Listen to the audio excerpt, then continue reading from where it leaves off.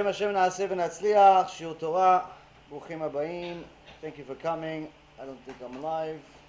I'm not seeing it here. I'm just seeing the poster, by the way. Yeah? Better? Oh, here I am. There we go. Wow, sounds like an interesting guy. So, Baruch Hashem, we're back here in Aventura. We have our Tuesday shiur, our Iggeret HaRamban. Tonight we'll, B'ezrat Hashem, continue with the letter. Today's shiur will be for a refuah shlema for David ben Nesriya, Doris bat Jora, Levana bat Sarah, Sarah bat Levana, Rav Ephraim ben Shulamit, Rabbanit Sarah bat Anat, Elisheba Chaya bat Sarah, and all of Am Yisrael B'ezrat Hashem will have refuah shlema, refuat nefesh, refuat aguf. So the Iggeret HaRamban continues. We, Baruch Hashem, have already gone through the first several verses, first several sentences of the shiur, and you can see the depth of the letter is relatively intense. Each word you could study for weeks. Each sentence you can study for years. Now, the Chachamim have always delved into every word of the other Chachamim just to make sure that they understood every single intention. So, for example, there is a very famous minhag in Chassidut to celebrate, to have a few drinks. The Chabadniks call it Verbregen. Other Chassidim, call it different names. But the point is that it's a very interesting minhag because it says in the Gemara that if somebody wants to enjoy their Yom Tov, they have to have a little bit of wine and meat. That's the way that a person enjoys, their body enjoys something. Now, some people, like me, don't really like wine, don't like liquor. As through all of the surgeries I had, something happened to my body. At some point, I became somewhat allergic to a lot of it. So for me, to get drunk would be torture. But for other people, they enjoy it. The question is, where does all of this stem from? Now, the Gemara says you're supposed to enjoy yourself, but not get to a point where you lose your mind. Now, the admirable Mikotsk had a minhag where it was a very unusual and completely unfit for our current generation. But in his generation, he had a minhag where him and the Hasidim will have a drink before prayer. Before prayer. Now, I just verified that most people, or at least normal people, drink after prayer. They pray to Hashem, they have a dinner, they have a lunch, whatever, they have a few drinks. But the Admor Mikorsk, they had a minhag to drink before praying. Now, we all know the sons of Aaron HaKohen, Nadav and Avihu, they had a drink before they went into Kodesh Kodashim, and Chazal says that was one of the 5 reasons why Hashem killed them. So, how could it be that someone as holy as the Admor Mikorsk will have such a minhag? So the story goes that one time there was a new Chassid of Kosk. Said, "Can I be a Chazan?" I said, "Sure, Chavod, be a Chazan." So everybody has their usual drink, and this guy also has a drink. And he starts praying, and all of a sudden you see that the drink is still there. He's a little tipsy. He starts Amidah, he finishes Birkat HaMazon. He's not all there. After everybody finishes the prayer, at the end, the Admor Mikorsk says to him, "Don't come back." No, Kvod Harav, I'm sorry, listen, I drank a little too much. He goes, no, it's not about drinking. Everybody drank. But you're not a Chassid of Kosk. You're not my Chassid. He goes, Rebbe, I learn your Torah, I come to the Shurim, I do this, I do that. He says, listen, you're not fit for our Chassidut. You're not fit. He says, why? Why am I not fit? How could you? Why? I made a mistake? He goes, no, people make mistakes all the time. It's that you see, to be part of our Chassidut, you have to have Yirat Shamayim. You have to have fear of HaKadosh Baruch Hu, where the Gemara says that if somebody has real Yirat Shamayim, even if they had a drink, as soon as they start praying, all of the drunkenness runs away from them. Because of the fear of God that they have at the moment, they're about to meet HaKadosh Baruch Hu. So I saw that the alcohol didn't leave your system. That means you don't belong in Hasidut Kotsk. You go somewhere else. Over here, you don't have enough Yirat Shamayim for us. Meaning, Rabotai Karim, that Yirat Shamayim is something very significant. Even if you're going to celebrate, even if you're going to enjoy yourself, there's always a time and a place for everything. But the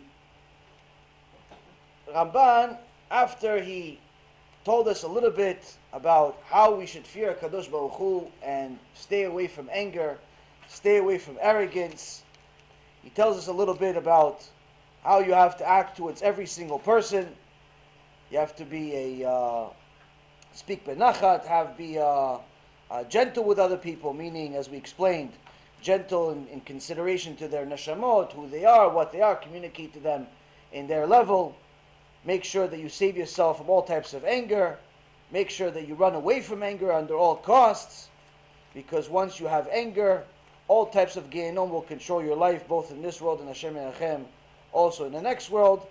But then after he finishes all of this, he says that after you've distanced yourself, you've run away, you've saved yourself from this anger, you will then have humility, anava, enter your heart. So last week we touched on it a little bit, and then he continues. We're going to continue as well. And the Ramban says, this anava, she'i midat tova mikol hamidot tovot. Now this humility is the most sterling quality. It's the finest of all the admirable traits. Meaning, if you have a list of, let's say, 100 different character traits that a human being can have: stinginess, generosity, arrogance, humility, and so on and so forth. You have the good and the bad and the ugly. He says the best one, the worst one is anger. Run away from it. Why? Because all of the garbage in the world, all the bad character traits, all of the sins, all the bad things in this world will start with anger. And anger itself comes from the root of arrogance. So that one, run away from. That one you have to be extreme about, fanatic about not getting angry. But then you go to the other end. He says the best one, the best possible trait you could ever have is be humble. Now, this sounds nice in a book. We read it in a lot of books. Everybody has heard about MOSHE Rabbeinu, and everybody knows. Hey, you don't even have to know anything about Torah. What is MOSHE Rabbeinu known by? No? Who's going to volunteer? Humble. He's humble. He's the most humble man that ever lived. Kadosh Baruch Hu himself signed off. MOSHE Rabbeinu, anav mikol adam. He is the most humble human being that ever existed, that ever will exist. But in today's world, humility is frowned upon in so many words. Humility, if you're a humble person, people think that you're a pushover. They could just step all over you. Because you look at the world around us, it's the opposite of humility. You start from the top. Who is the most famous American right now? Donald Trump. Okay, one guy's awake. Donald Trump is awake. Donald Trump is the most famous right now. He's on the news, on Twitter. He's on everything. Every day there's a new announcement. But the reality is that one of the most critical traits that made Donald Trump famous is what? Is arrogance. Nobody cares. A lot of people have money. There's plenty of people that are much richer than him. There's just very few people that are more arrogant than him. He's by far one of the most arrogant human beings that exists today. Constantly toots his own horn, tells everybody about all the good things that he's done, all the good things he's going to do. Whether he did them or he's going to do them is irrelevant. He likes to talk. He likes to give himself a pat on the back. Sometimes even he likes to embarrass other people, just in order to make himself look better. Now, unfortunately, it doesn't seem like Donald Trump learned some Torah, so you can't blame him, because without Torah, you have absolutely no reason whatsoever to be humble. Without Torah, you have no idea that humility is even an admirable thing to do. You look at other people. famous businessmen in the world. All of you either own or have owned an iPhone at some point. The founder of the company, Apple, Steve Jobs. Now, years ago, I was on the advisory board for a guy that made a movie called Jobs. A movie about Steve Jobs. And it was a group of us CEOs, and they asked us, what do you think of this? What do you think of the budget? What do you think of Ashton Kutcher being the star? And so on and so forth. It's an interesting meeting.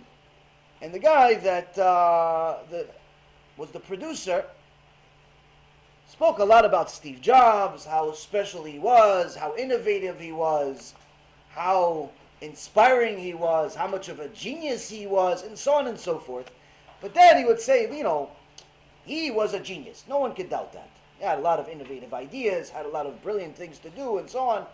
But he was by far one of the most arrogant, obnoxious human beings that you could ever meet. People would come out of meetings with him crying tears. Hysterical crying because of the insults they would get from him if they didn't meet their deadline, or if they didn't meet the criteria, or if what they did wasn't up to his standards. He would insult people, break people, fire people, all types of things that, horrible, horrible things. But if I asked you, who do you want to be remembered as? After 120, you go through life, who do you aspire to be now? MOSHE Rabbeinu, be honest, don't lie, it's on camera, I'm going to catch you. MOSHE Rabbeinu or Steve Jobs?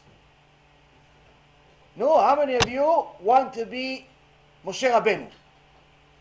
1, 2, 3. I don't know if you guys are honest. How many of you want to be Steve Jobs? How about both? Both. Why both? The truth is, I went to a yeshiva one time. I did this a few times. I did this experiment a few times. Maybe next time you guys should be teaching, because it seems like the yeshiva students have a different opinion than you guys. A couple of times I tried this. Yeshiva in Canada, in Florida, in New York. I ask this question often. Usually it's not Steve Jobs. Usually it's LeBron James. Oh, LeBron James changes? LeBron James? Okay. So I ask him, how many people want to be like MOSHE Rabbeinu? Usually, at best, one kid raises his hand. And I mean, yeshiva I'm talking about. One kid raises his hand. Learns Torah all day, but doesn't want to be like MOSHE Rabbeinu. How many people want to be like LeBron James? Everybody raises their hand, 2 hands. One guy's like, can I too? Can I have a foot too also? Everything. Everyone wants to be LeBron James. Why? Because everybody thinks, oh, it's the money, and it's this, and then the fame, and the fortune, and so on and so forth. What we're going to try to answer tonight is, in reality, okay, so even if you include the money, if you read the Midrashim, you also know that MOSHE Rabbeinu was also very rich.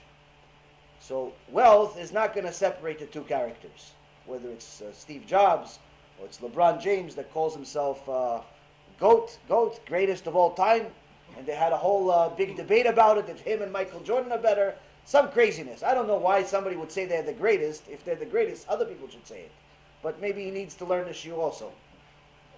Maybe there's other Hashem, LeBron James is going to learn this shiur also. Why? Because you have to ask yourself, what does it pay to be? Money, MOSHE Rabbeinu also had. Money comes from HaKadosh Baruch Hu. HaKadosh Baruch Hu decides you're going to become a billionaire in 5 minutes from now. Without a lotto ticket, they'll make you a billionaire in 5 minutes from now. It's not hard for him. He created the whole world. Liya kesef v'liya zahav neum Hashem tzevaot. HaKadosh Baruch Hu says, mine is the money, mine is the gold. So if you want something, convince me, give me a reason to give you the money. So it's money is not the difference. MOSHE Rabbeinu had plenty of money. So you can't say, no, if you have money, then maybe it's going to make you arrogant. Because MOSHE Rabbeinu had a lot of money, and he wasn't arrogant. He was quite the opposite. On the other hand, there are many people that I know, and I'm sure you know, that don't have 2 nickels to scratch together, but they're as arrogant as can be. They're as arrogant as if Steve Jobs works for them.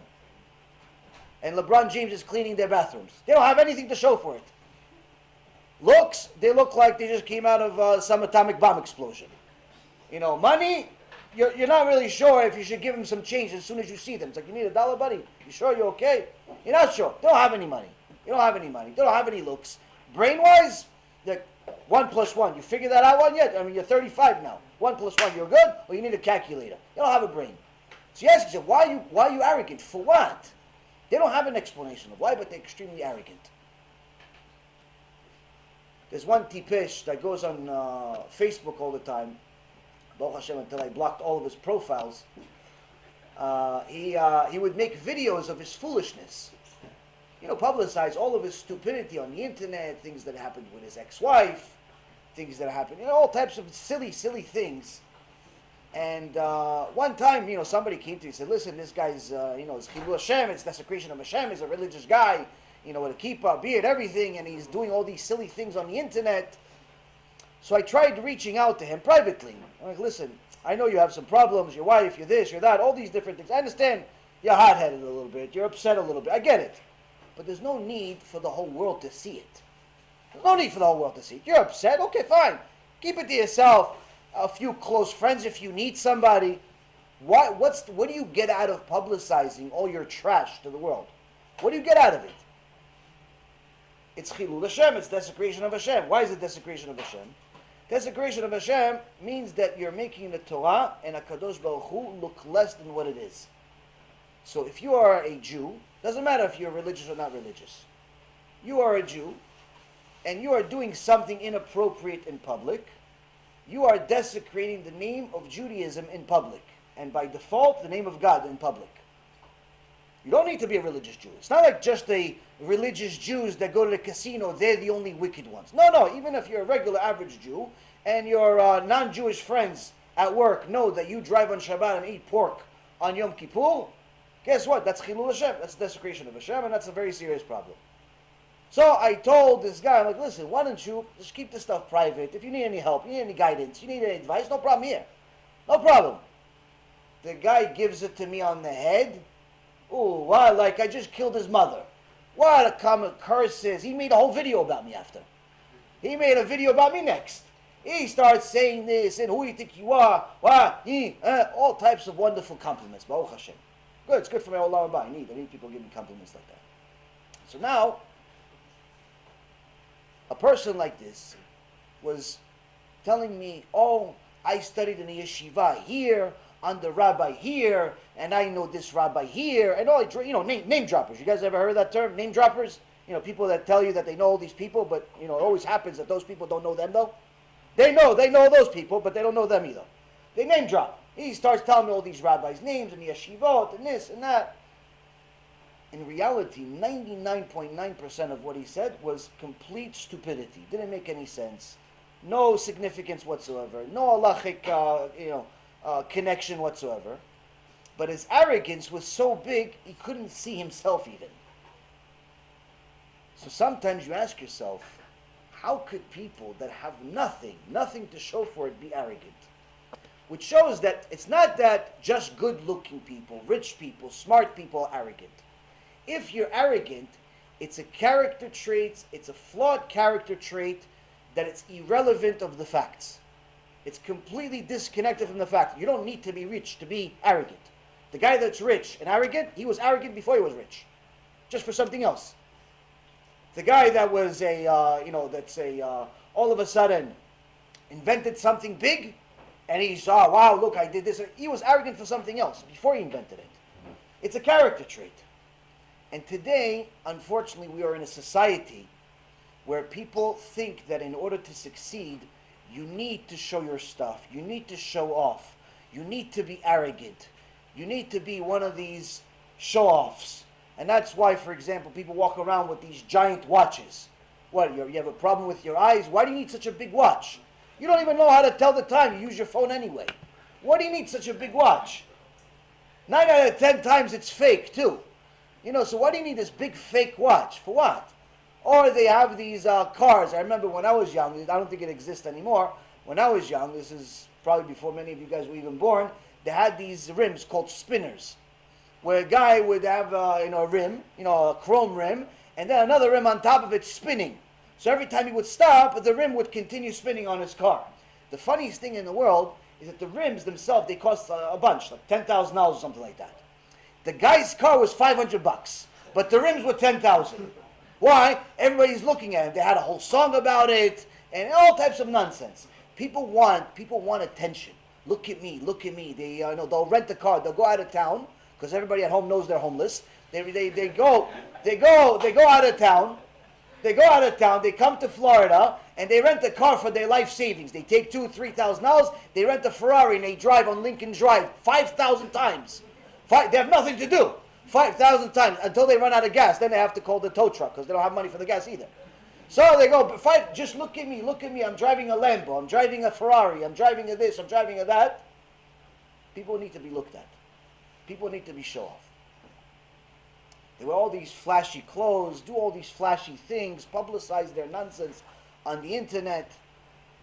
We are in a society that's the opposite of what the Torah says is good. Now, if we're going to talk about Gan Eden and Gehenom, then we don't need to go over it again. Why? In reality, you realize, if Hashem says that MOSHE Rabbeinu is the best of the best, the prophet of all prophets, and he's the most humble, and you see that all of the tzaddikim were all humble, each in their own level, then you realize that HaKadosh Baruch Hu wants you to be humble. So, if you're humble, Gan Eden is an option.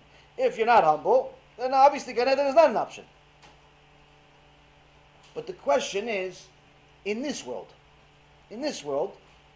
what does it pay to be, really? MOSHE Rabbeinu or Steve Jobs? Or LeBron James, for those who don't know Steve Jobs. What does it pay? To be, both are rich, both are good looking, both have wives and kids.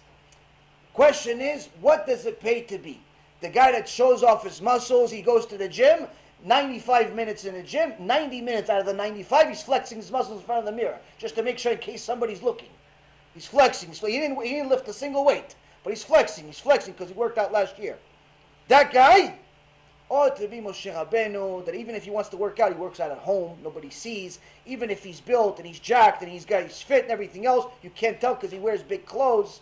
He wants to be fit, but he doesn't want to be show off. What does it pay to be? In this world. Can I get on? We'll do a show about that next time. We did it last week also. I want to know about this world. Let's see. Now, MOSHE Rabbeinu obviously had the ultimate level of humility, and Chazal says that having humility is like having a superconductor connection to HaKadosh Baruch Hu. Because Hashem is the humblest of all. He allows people to do all types of things that are against him, even though he's the King of Kings.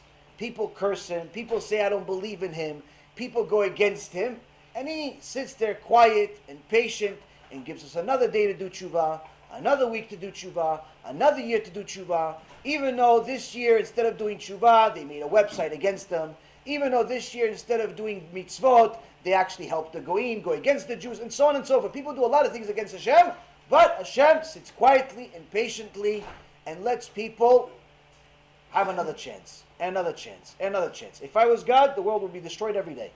Why? Because I don't have Hashem's patience. I don't have Hashem's patience. Somebody says something against me, atheism, immediately all of them are killed. Idol worshippers, right after the atheists. All of the people that are like 50-50, I give them one shot. I make one announcement. By the way, you keep Shabbat, you live. You don't keep Shabbat, you make a single sin, you're dead. That's it. That's why I'm not God, by the way. God asked me, you want to be God? I said, no, listen, I'm going to kill the whole world. So he said, okay, fine, I'll remain God. I'll remain God. So now, Chazal says that if you have humility, you have like a superconductor connection to Hashem. You can have all types of connections, but if you have a superconductor connection to Hashem, it's the best of the best. When you pray, that prayer gets answered. When you cry, those tears get answered. When you need something, you get it. Why? You are acting like Hashem. You're emulating Hashem. He's humble, you're humble. But what if we don't care about the connection to Hashem to the same extent we're supposed to? and we don't really care about Olam Haba, Gan Eden, Gehenom as much as we're supposed to. What about this world? So the Chachamim say, let's see, what does a humble person do versus a arrogant person? Now the Shevet MUSSAR in chapter 17 gives several different behavior patterns that will identify and describe what is a humble person really. Because most people think that if you're humble, you're just some loser that people kick all the time. That doesn't mean that. Humble just means that you know where you stand. You know that you have capabilities. If you're good looking, you know you're good looking. If you're smart, you know you're smart.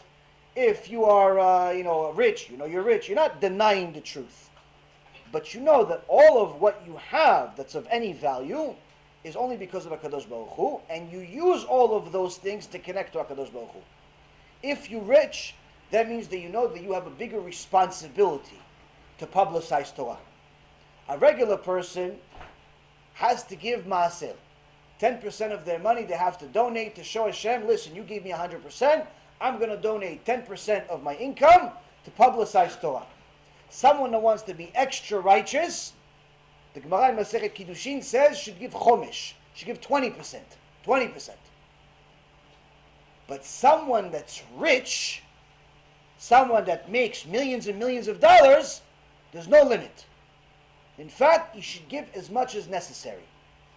Even above 20%. Someone that's not rich is not allowed to give more than 20%. But someone that's rich, someone that has $100 million, someone that has that kind of money, he has to give more. Why? You don't need $100 million to live. How many houses can you live in at once? How many cars can you drive at once? How many planes can you have? Okay, you can buy your stuff. But as long as there's poor people, as long as there's more need for Torah, more need for Teshuva in the world, you have to use that money, that gift that HaKadosh Baruch Hu gave you, to publicize Torah. You have to use that gift to help and contribute to society. Even if that's above and beyond the standard for everyone else, even the righteous. So he knows if he's rich, the humility will allow him to realize, okay, I'm rich, but I'm only rich because of Hashem. I'm going to use this gift in order to sanctify Hashem's name. But if he's arrogant, you can say, wait a minute, I'm the one that worked for the money. If they want money, let them go to work. I'll give them a job. They could clean my carpet. I'll pay them $15 an hour. They could clean my car. I'll pay them $10. They could say hello to me. I'll give them $5 tip. They could open the door. I'll give them $1. Well, if they want to work, let them go make money. That's what the arrogant person says. He thinks he made the money, and anyone else that wants to have a share in it has to earn it. So now the Shevet HaMussar says, let's see the difference, the major characteristic differences between someone that has humility versus another. First and foremost, someone that has humility speaks gently. We again arrive at this speaking gently character trait or activity that a person does. Why?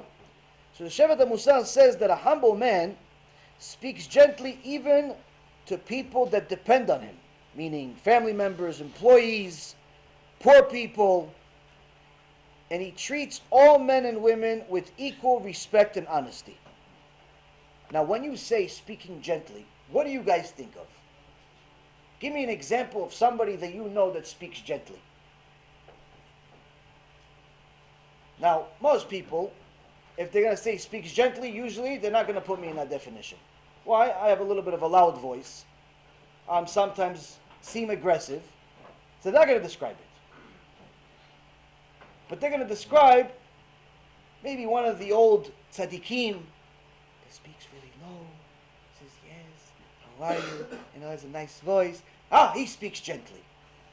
Now, although that's true, the tzaddik speaks gently, the first description is wrong. Why? Because people assume that speaking gently means that you have a low voice, a monotone voice, a voice that's, always, smiley and soft, and, no matter what happened, everything's okay. No, it doesn't mean that. If you look at some of the recent tzaddikim that have left us, for example, you look at Rav Shvadron. Rav Spadron, one of the Gdolim from the previous generation, had powerful speeches that until this day, people that have heard them are shaken by them. Helped a lot of people in the religious and non-religious world. Arav Yagen, Arav Nisim Yagen Alav Shalom, one of the most powerful speakers that ever lived. And even though I don't know everybody that ever lived, I can tell you for sure everyone would agree with me if they heard their speech one time. One time you hear his speech, you do tshuva. You don't even know what you're doing tshuva for, but you have to do tshuva. The Ben Ish Chai. The Ben Ish Chai, when he spoke, he would have a few times a year a lecture. Over 10,000 people would show up. And he'd have to pay him $15. 10,000 people showed up. Now, after he died, his son, Rabbi Yaakov, took over, and 10,000 people showed up. And he's speaking, and everybody says, "We can't hear you, Rabbi. We can't hear you." And he tries louder. "Rabbi, what are you saying?" And he's yelling at the top of his lungs. He's starting to lose his voice. People from the back say, we can't hear nothing." He says to people, "I'm sorry. You're thinking I'm like my father. When my father spoke, it's like HaKadosh Baruch Hu's voice came out of his throat. HaKadosh Baruch Hu's voice came out of his throat." Meaning that the Ben Ish Chai spoke loud.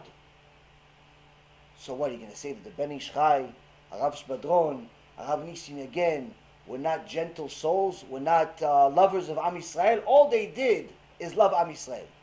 All their lives they learned and they did whatever they could to help Am Yisrael. Which means that when the Chachamim are referring to someone that speaks gently, it has nothing to do with the tone of voice. It has to do with how you speak to people, as far as your appreciation and your consideration to their neshama. Gentle, referencing their neshama. If a person has just dealt with some type of trauma, you're going to speak to him in a way that handles a person that speaks with trauma. You know that he just lost somebody very significant, so you're going to talk to him or her in a way that's heart to heart. I know it's very hard. I don't know how you feel because I'm not experiencing the same thing, but I'm here for you. Any questions you have, any issues you have, you need a hug, you need a shiur, you need a place to stay, want to go out, whatever you need, I'm here for you.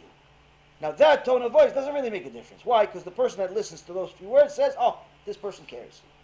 This person cares about what I need at the time I need it." On the other hand, if you see like some of my students at times, they didn't have the greatest upbringing.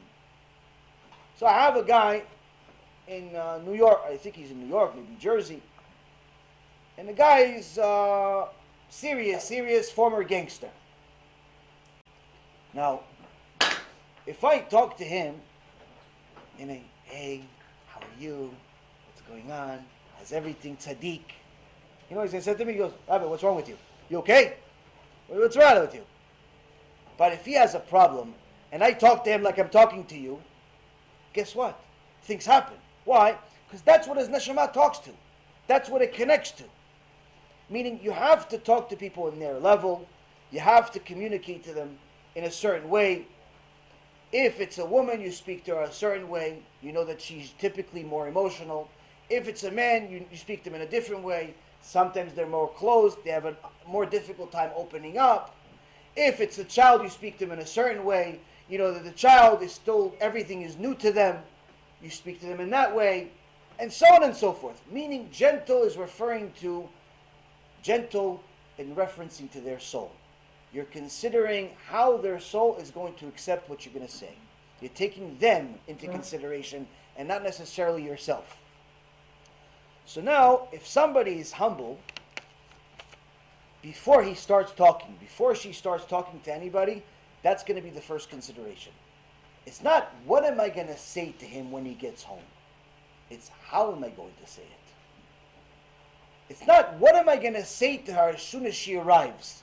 Is, how am I going to say what I need to say to her to arrive at a conclusion that we're both on the same page? Not what to say, but how to say it. An arrogant person is simply not thinking any of this. All the arrogant person is thinking is what they need to do, what they need to say, what their destination is, and how do I get there? Hey, I need this done. Go. He's not thinking this guy is limping, he has a bad leg, he has a bad arm. No, he cares less. He needs something done. He just tells him, go do what you got to do. That's it. I just need it done. Now, it's very simple to be arrogant because it simply requires you to care about nobody but yourself.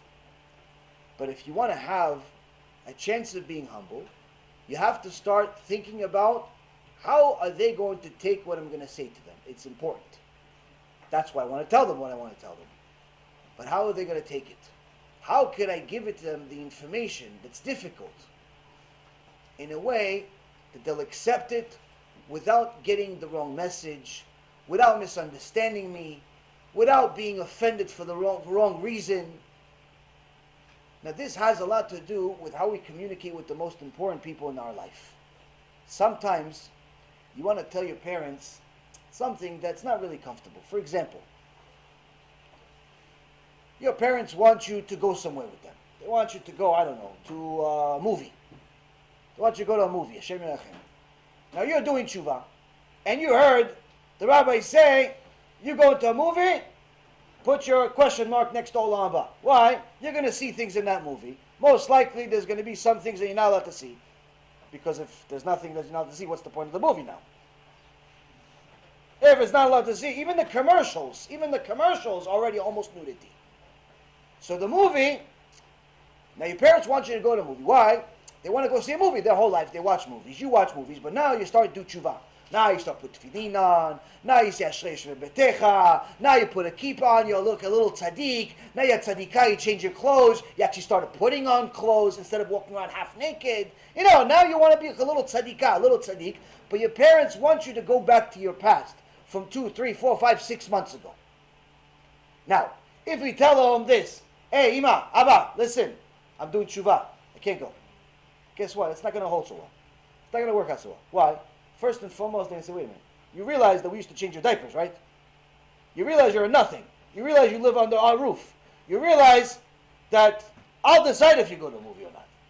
As long as you live in my roof, and they'll force you to go to a movie, and they'll force you to do whatever you don't want to do. Dafka, because you said I don't want to, because you acted as if you're better than them. I'm doing Teshuva, you're not. So that's why I'm not going. Now, on the other hand, if you take their perspective, and you say, listen, my Abba and Ima, they've been watching movies, these two poor souls, they don't realize there's something wrong with it. They didn't come to the shiur. They didn't even get the $15. They didn't come to the shiur, and they don't know it's not good to go to a movie. They don't know yet. Now, if I tell them not going because I'm doing this Teshuva, they're going to say, well, you fanatic. What, are you going to start throwing rocks at me on Shabbat? What's the matter with you? So what am I going to do? I have to give them the message in a way that they're not going to be offended or take it the wrong way. So, now, depends what kind of parent you have. If you have a parent that's relatively flexible, that's not going to take offense to you not going, say, no, you know what, Abba, Ima, I don't feel like it. Don't give them the reason. Don't give them the reason. It's not your place, not the time. No, I don't feel like going. If you need a little bit of excuse, no, I don't feel like going, I don't feel good. I don't feel good. It's true you don't feel good. Why? Because as soon as you think about the stuff that you're going to see in that movie and what your Olam Haba is going to happen, immediately you shouldn't feel good. Why? It's not good. I don't feel good, I can't go to the movie. But if you think they need an explanation, if you have that kind of a relationship with your parents where they require an explanation, and they say, oh, why? Why don't you come? It's a good movie. It's the new X-Men. It's the new Spider-Man. It's the new Genom Part 2. No, why don't you want to come with us, son? Why don't you want to come with us, my dear daughter? Why? Why not? This one, you go, you pay $20 for the movie, guaranteed 7th level. Guaranteed. No, why don't you want to come with us?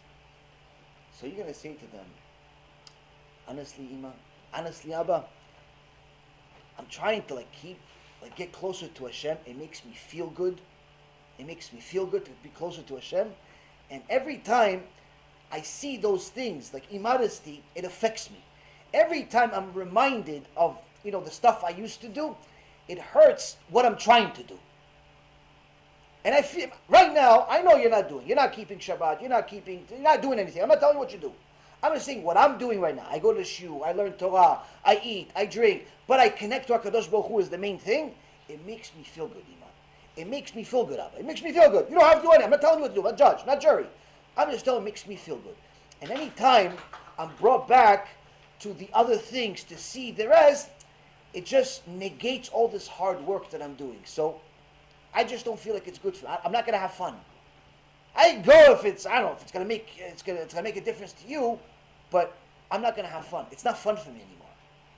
Because I'm working so hard to protect my eyes and to protect my mind, I don't want to go to a movie. Guess what? Not only your parents are saying, you know what, son? Do what you got to do. Makes you happy. Just be home. Stay home. You know what? Order pizza from the kosher place. I'll pay for it. Do whatever you want. And then guess what? Your parents is going to that movie. They're going to watch the movie, but the whole time they're thinking, you know what? I'm proud of my son. I'm proud of my daughter. He's standing up for something he believes in. Whether they agree or not with your new life is irrelevant. But everybody can appreciate somebody that stands for something. So if you communicate to them this information that way, and you have normal parents that love you, then you'll see that communication, that consideration, that gentle talk is going to help you dramatically. And it'll actually influence a lot more people to do what you're doing than you can imagine. Next, Chachamim say that a person, when it comes to accepting praise, everybody likes compliments. Who here, raise your hand, who here doesn't like compliments? Doesn't like when somebody tells you great job? Who here doesn't like it? Everybody likes it. Most people like it. The Chachamim say that's the problem.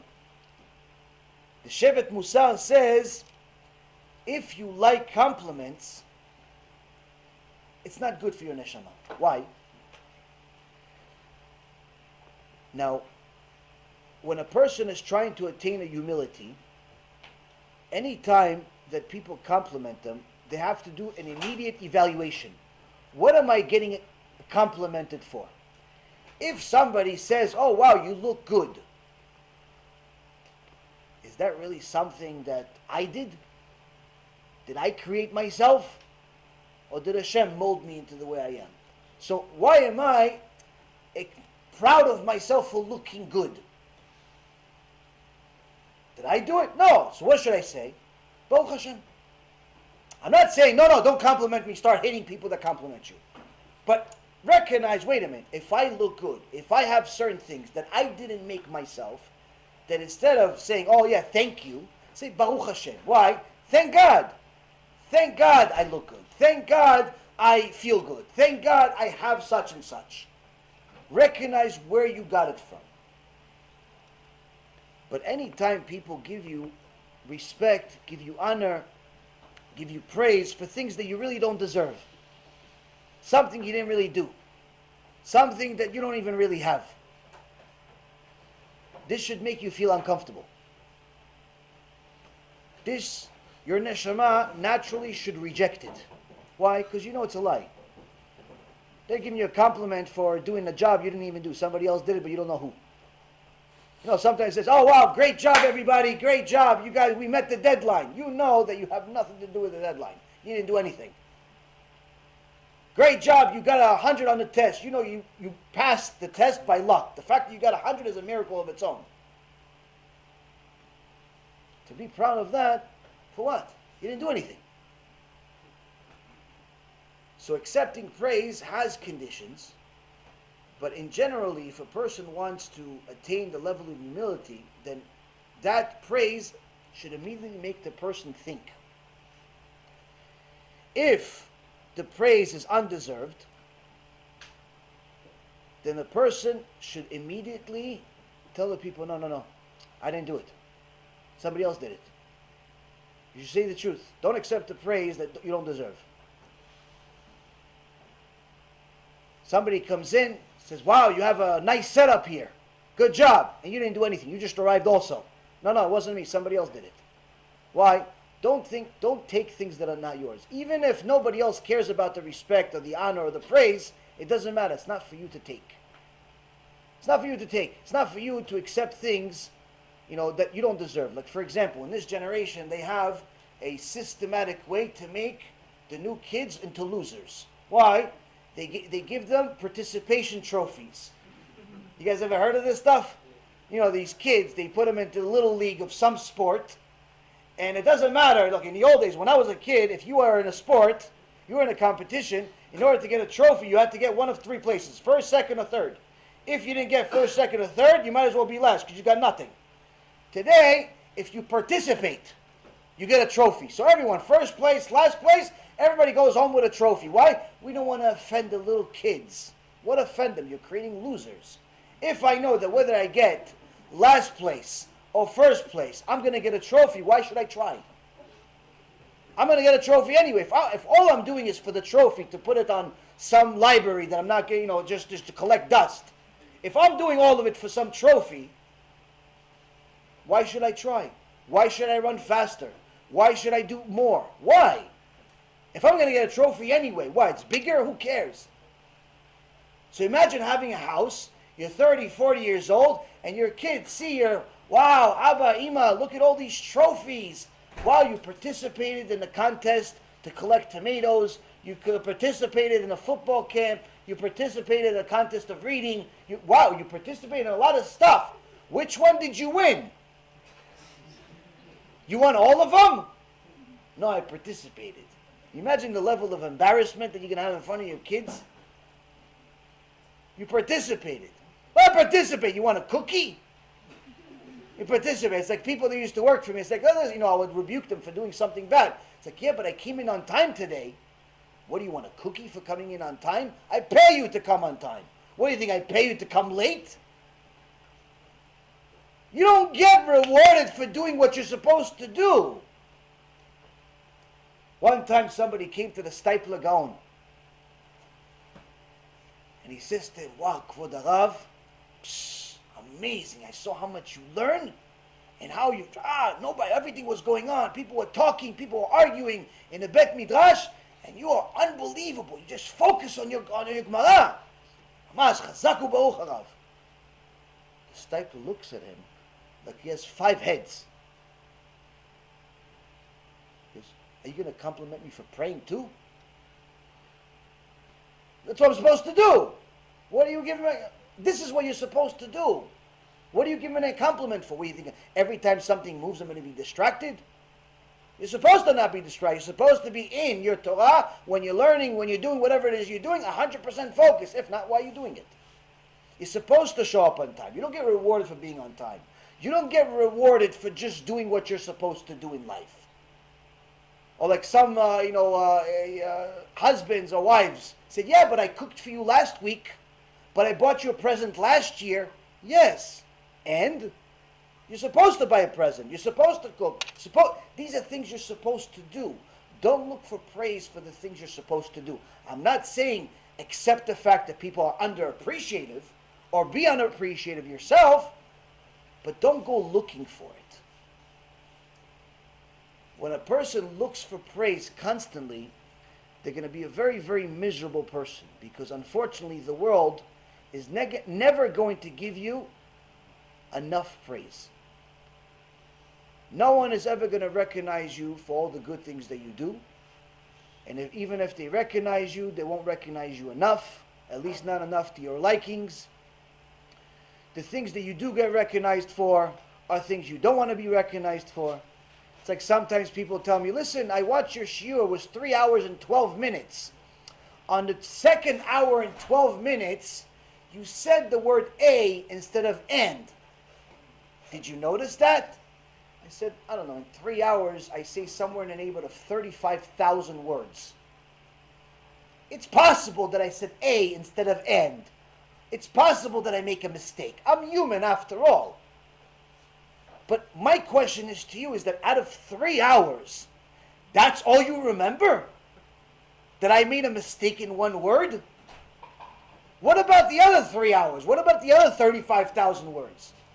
Oh, I don't know. Yeah, I guess. Yeah. That's what people notice. People notice the black dot on a huge white board instead of noticing that the whole board is white. When a person is looking for praise, he's looking for people to constantly recognize all of the good that they're doing, and unfortunately it's never going to be enough. But also they're going to become so desperate when they're looking for praise that they'll even start accepting it when they don't deserve it. Now,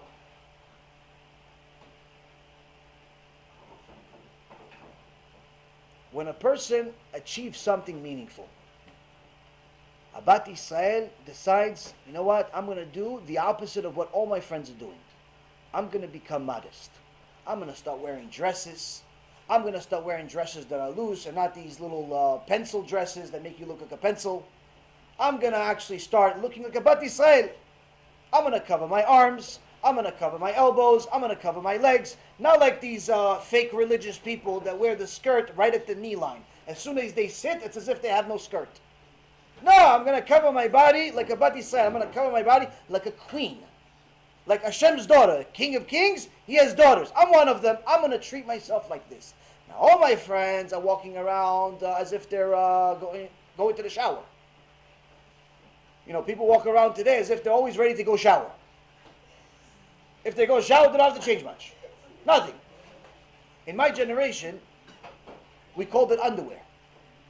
Today, they call it clothes. That's how people walk around with clothes, with underwear on, but they call it clothes. And they pay top dollar for it. Top dollars. Oh, brand new shirt. $390. The shirt covers an elbow. That's it. The rest of the body's nothing. Elbow pad, they should call it. Not a shirt. Elbow pad. $390 from Fendi, from whatever, Versace. We have a new style. We're going to cover your right shoulder. That's it. Rest of the shirt, you don't need it. So if Abat Israel takes on the mitzvah of modesty, she starts putting clothes on. She knows going into it, this is the opposite of what everybody else that she knows is doing. Now, she can't go walking around to all of her friends, listen, I'm a tzadikah now, don't look at me the same way anymore. You have to look at me with respect, look down when you talk to me. No, she can't walk around like that. She has to say, listen, I'm doing what I'm supposed to. And even though it's a very, very big thing, especially in a generation like this, especially in a generation where unfortunately sometimes the Rebbitzin, the Rabbanit, is more immodest than some of the Keilah. Sometimes you have Rebbitzins that are less modest than people. This is an upside down generation before Mashiach comes. That's the way it's supposed to be. Upside down. Now if you're going to take on real modesty, yes, no one says you shouldn't be proud of it. But know that this is your responsibility, and also take into account that your responsibility is even more than this. Yes, you worked on your outer appearance. Now you look modest. Now you have to work on your inner appearance. Now you have to become modest inside. Now you have to work on your character traits. Same thing with guys. I always tell guys that are new to doing tshuva, rule number 1, don't grow a beard. Don't grow a beard. Why? Because people in the world today look at beards in a very unusual way. If it's for style, it's style. That's the rest of the world. I'm talking about religious people. Anytime you see a religious guy with a beard, the non-religious people say, hey, Rabbi. And they think everybody with a beard is a rabbi. Hey, Rabbi, what's this and this? Oh, what's this and that? They think that if you have a beard, you're a rabbi. Why? Because rabbis have beards. What if you just started keeping Shabbat last week? Now the beard grows by itself, for free. But if you just started learning, if you just started doing, you just started keeping 2, 3, 4, 5 weeks ago, 2, 3, 4, 5 months ago, you don't have to run and have the outer appearance not necessarily represent the inner appearance. I'm not saying it's not good, but you have to know, it comes with a responsibility. You can't continue, going to the movies, going to casinos, going and doing all the things that secular people do with a kippah and a tzitzita. The point of the kippah and the tzitzit and the beard and the outer appearance is to influence your inner appearance. So if a person is going to take that into consideration, it's like, okay, you know what? I'm going to wear a kippah. Why? Because I want to remind myself constantly that I'm under Hashem. I have to remind myself constantly that before I do something, I have to say thank you to Hashem. I have to remind myself constantly that Hashem is here, and so on and so forth. Kippah is symbolic of having fear of HaKadosh Baruch Hu. Even more so when a person starts growing a beard, they have to know that to the outer world, it's as if you've become fully religious. And this is great. But if you yourself want to live like a 50-50 life, it's better you don't grow a beard. Why? Because if you grow a beard, what ends up happening is that really it's for style. Really, it's not for religiosity. It's not for chassidut. It's not for anything. It's for style. You just like the look. And what ends up happening is that a month later, 6 months later, a year and a half later, 2 years later, you're tired of this style. If you didn't work on your inner appearance, it stayed the same, then guess what? 3, 4, 5 years later, you decide, I'm going to shave my beard. That could be considered chilul Hashem. Why? Because to the outer world, they're going to say, wait a minute, what happened? You don't keep Shabbat anymore? You're not religious anymore? No, I'm religious. I just don't have a beard. No, something changed. Something changed. You're not the same anymore. I don't recognize you anymore. People are going to act differently towards you. Why? Because you had a certain look. So always remember, it is very, very important to be modest in Judaism, and that's the law. Modesty is the law. Beard, the payas, the other stuff, the extras, it's not the law. It's not the law. It's good if you're prepared for it. If you're prepared to commit to this permanently. But if it's just for looks, don't do it. Don't do it.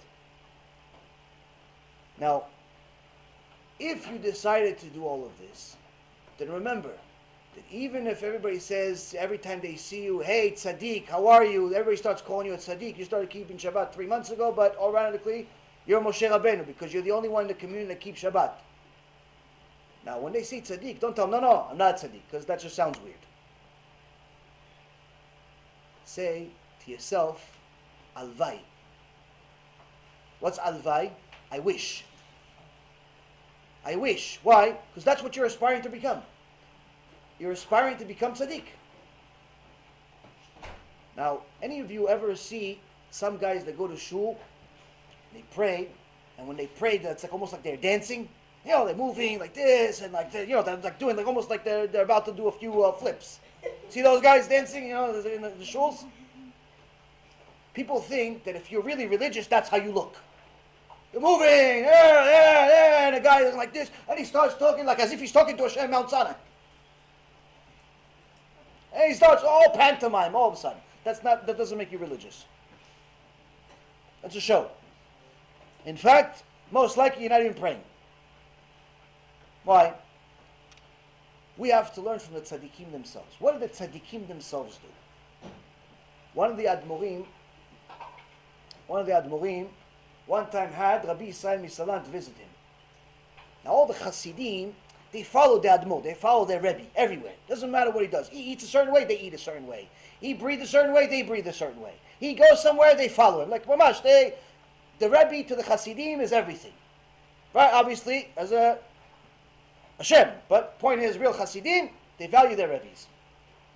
So they saw that the Admor, the Rebbe, accepted the guest, Rabbi Yisrael Misalant. They didn't know who he was. They didn't know Rabbi Yisrael Misalant is one of the Gdolei Ador, one of the biggest rabbis. They didn't know who he was. So, if he accepted him, wow, let's watch. So they're watching, and they see that for the first time ever, when the Rebbe, when the guest left, Rabbi Yisrael Misalant left, the Rebbe followed him. So, wow, the Rebbe's followed. He must be a big rabbi, this rabbi.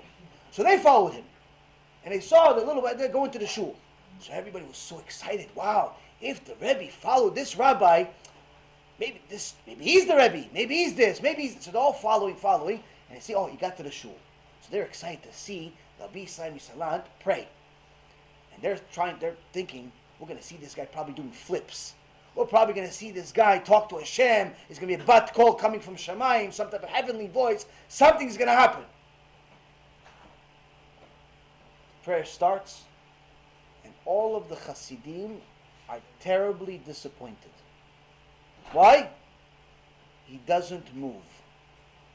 The whole time, he's praying to Hashem, doesn't move right, doesn't move left, doesn't even go like this, which is almost natural to most Jews. Nothing. Doesn't move, like a stick. And everybody's disappointed except the Rebbe. The Rebbe is watching, the Admor is watching, and is fascinated. He's disappointed. He's not doing any flips. He's not yelling. He's not going like this. He's not doing anything. Like, well, why is the Rebbe so impressed? So they asked the Rebbe, but who is this guy? He says, that's the Gadol Ador. That's the biggest rabbi in the world. What's his name? That's Rabbi Yisrael Misalant. He goes, yeah, but he doesn't pray like us. He says, yeah, you were looking at the body, how it moves. I was looking at the face. His face, if you see the concentration he has, when he's praying, you'd admire it. Why? Because he was so in trepidation, in such fear of HaKadosh Baruch Hu, the vein on his forehead started showing. He was sweating profusely because of how afraid he was of who he was next to. Meaning that when he prayed, Hashem was next to him, and he realized it. Us, we move. Do you really feel like Hashem is next to you? Would you break dance like this when Hashem was next to you? So you see, Rabotai, a person that's doing things for a show is not going to be humble. A person that's humble is going to do things for the right reason. Next is how a person treats their parents. Now, all of you are young, Baruch Hashem, your parents are probably your biggest fans. They probably give you compliments left and right. Good job for this, good job for that. At least most kids, they get praises from their parents to no end. Now, it's good that your parents are your biggest fans. It's good that they like what you're doing, the way you're going, whatever it is that you're aspiring to be. They believe that you're going to be a superstar. They believe that you're going to be the best of the best, and so on and so forth, even though sometimes it's not really realistic. But always remember, whatever they're proud of, whatever that they're proud of, they're giving you a compliment that you're doing, it's good. But don't get ahead of yourself. Don't buy into it. Thank you. I love you, Ima. I love you, Abba. I appreciate it. I know you care about me. But in your head, you realize, I have to do even more. I have to aspire to do more. I have to be more. And not do it because my Abba and Ima are going to say good job, but rather because I need to do it. I have to do it. Now, once you actually do something in life and succeed, if you have genuine humility, that success is actually going to increase your humility. Why? Because as you increase your success, you're supposed to also have to increase your devotion to HaKadosh Baruch Hu, since you realize that everything came from Him. You went into the business world. If you came into the business world with Hashem in mind, and every time you tried something, you said, Be'ezrat Hashem, I'll succeed. Be'ezrat Hashem, this will succeed. Be'ezrat Hashem, with God's help, we'll do this. With God's help, we'll do this. And it all ends up materializing and succeeding. As you increase your success, your devotion to Hashem should also increase, because you realize that it really was Be'ezrat Hashem. And not because of your idea, not because of your talent, not because of your skill set, but rather because Hashem decided to listen to your prayers and wants to see what you're going to do with it. Wants to see how you're going to be now that you have the success that you've wanted, the success you've aspired to have. Now what are you going to do?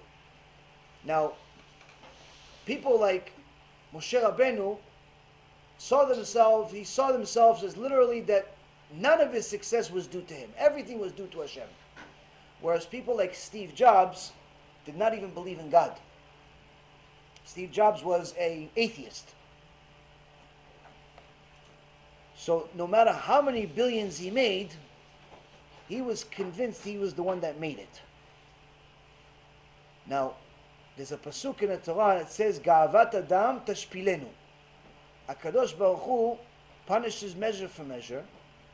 And he says, if you have pride, I'm going to embarrass you with what you're proud of. So when somebody like Steve Jobs, that was so fond of himself and his achievements and his all of the financial goals that he achieved, eventually he woke up one day to realize that all of them became worthless, because no matter how much money he had, he couldn't buy himself a new liver. And when push came to shove, the billions and billions of dollars that he had couldn't even buy him one more minute in the world. This was not a coincidence. This was simply Hashem saying, I gave you all the money.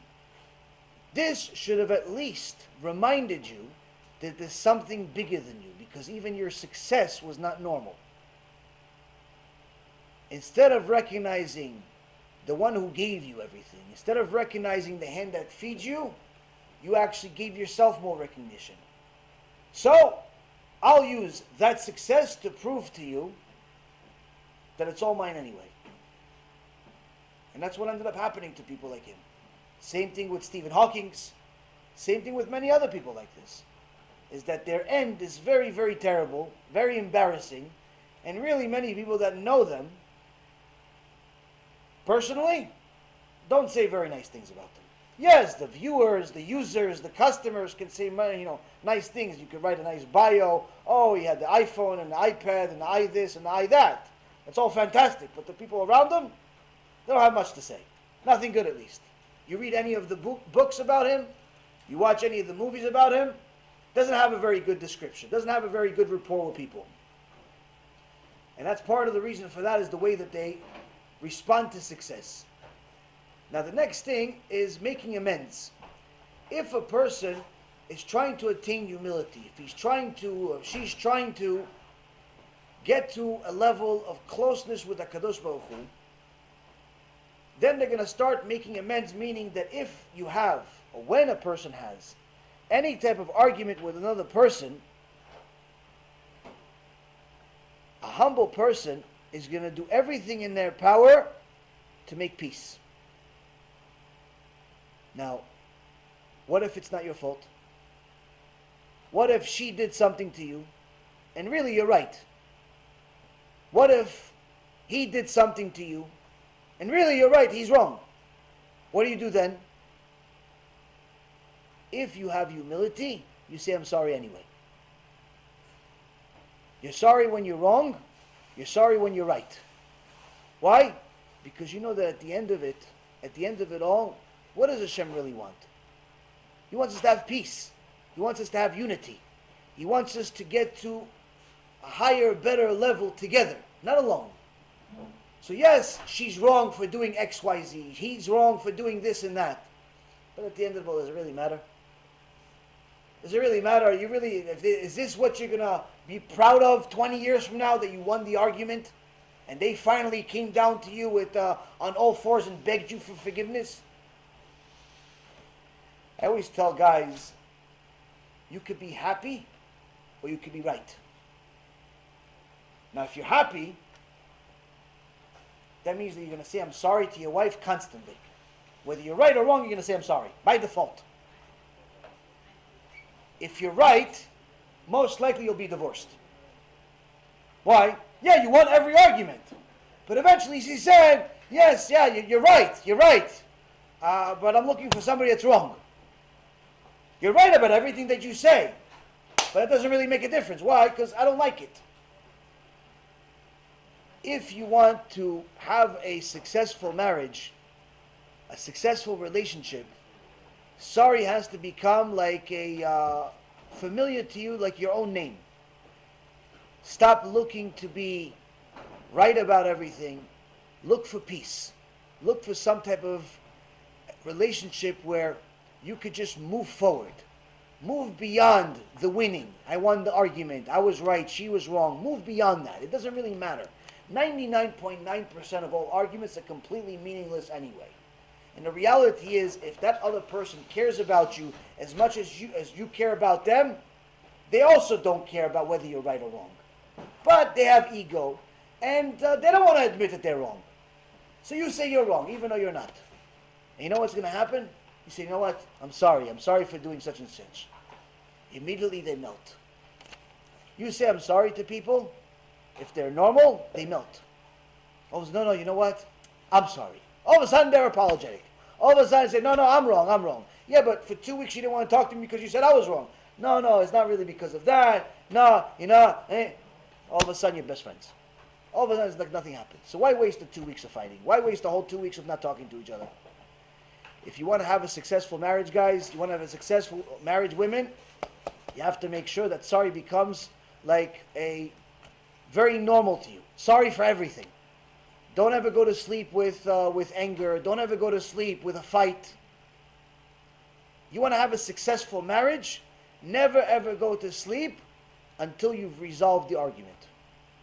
If that means you have to say I'm sorry 1,000 times until 4 o'clock in the morning, get going. Why? If you let it go on till the next day, it becomes worse. It becomes much worse. Now she starts to look at you as if you don't care.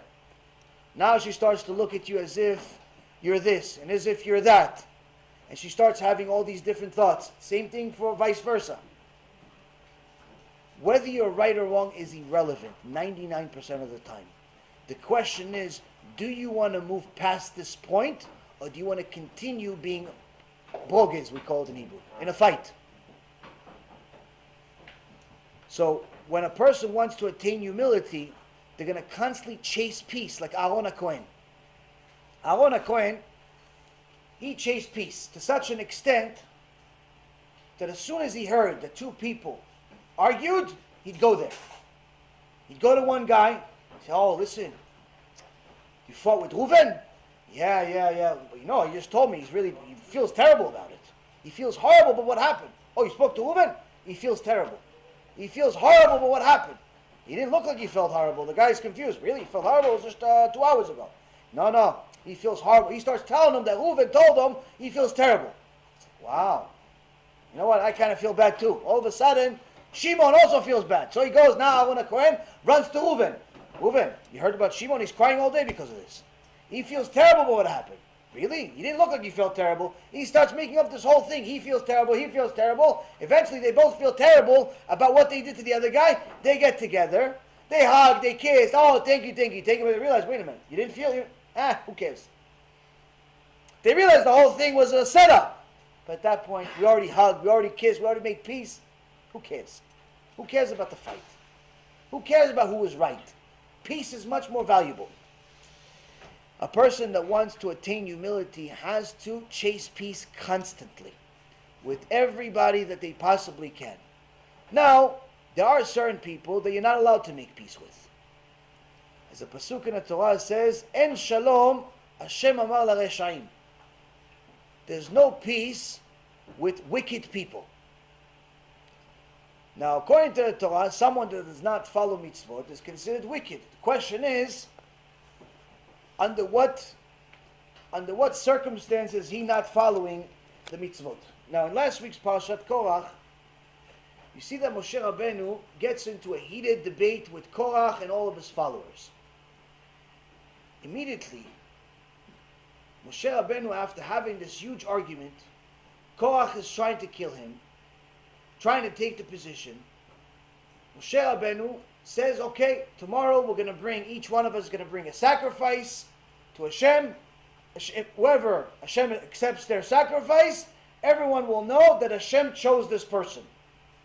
And whoever Hashem rejects their sacrifice, Hashem is going to open the ground and the ground's going to swallow them.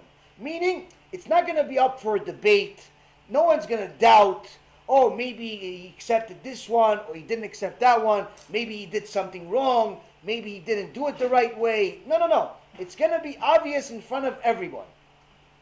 Now, MOSHE Rabbeinu is the only person that ever spoke to Hashem face to face. Meaning, not that Hashem has a face, because Hashem has no image or likeness of an image, but rather that Hashem spoke to Hashem, Moshe spoke to Hashem similar to how you and I are speaking.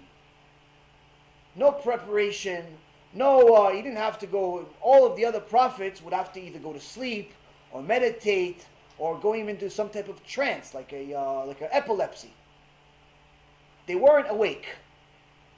They were all under some type of the loss of control. Whereas Moshe would just simply walk around, talk to Hashem like you and I are talking. That's what's called face to face. So now Moshe then has this level of communication with HaKadosh Baruch Hu. You would think that Moshe would have confidence that HaKadosh Baruch Hu is on his side, because after all, he knows that HaKadosh Baruch Hu picked him. They had a whole debate for a week. Moshe Rabbeinu didn't want it. But Hashem said, no, you do it, you do it, you do it. Long story short, at this point you would think that Moshe Rabbeinu would have confidence that Hashem is on his side, not on Korach's side. But what does Moshe say? This distressed Moshe greatly, and he said to Hashem, don't turn to their gift offerings. I have not taken even a single donkey of theirs, nor have I wronged even one of them. Meaning, Moshe Rabbeinu starts crying to Hashem, Hashem, please, don't accept their korban, don't accept their sacrifice. They're lying about me. I didn't even do any of this for money. Even my ride, my donkey, that I was my own donkey. I didn't even take money from them to buy a donkey to travel from Midian all the way to Egypt. They didn't buy me a donkey. They didn't buy me a car. They didn't pay me anything. I did all of this for them. Now they're saying all this Lashon Hara about me. Hashem, please don't believe them. Don't accept their prayers. This sounds a little bit unusual. Why is Moshe so insecure? I mean, after all, you're speaking to Hashem face to face. Hashem knows that they didn't pay you for the donkey. Hashem knows that you didn't lie. Why is Moshe Rabbeinu so insecure? And if that's not enough of a difficulty, later on, just a few verses later, he tells all of Am Yisrael, Suru na me'el o'alei ha'anashim ha'reshaim ha'ele. Turn away now from the near of the tents from all of these wicked people. Don't touch anything of theirs. So on one hand, he tells Hashem, please Hashem, don't accept their sacrifice. But on the other hand, he tells everybody else, hey everybody, stay away from these wicked people. Don't make peace with them. So this contradicts. On one hand, we have a question of why is Moshe Rabbeinu so insecure? On the other hand, we have another question of if he's insecure, why is he insecure against wicked people? Anybody want to volunteer an answer? No, Yechiel, you have an idea. Something. You read the parasha. Why is Moshe insecure against Korach?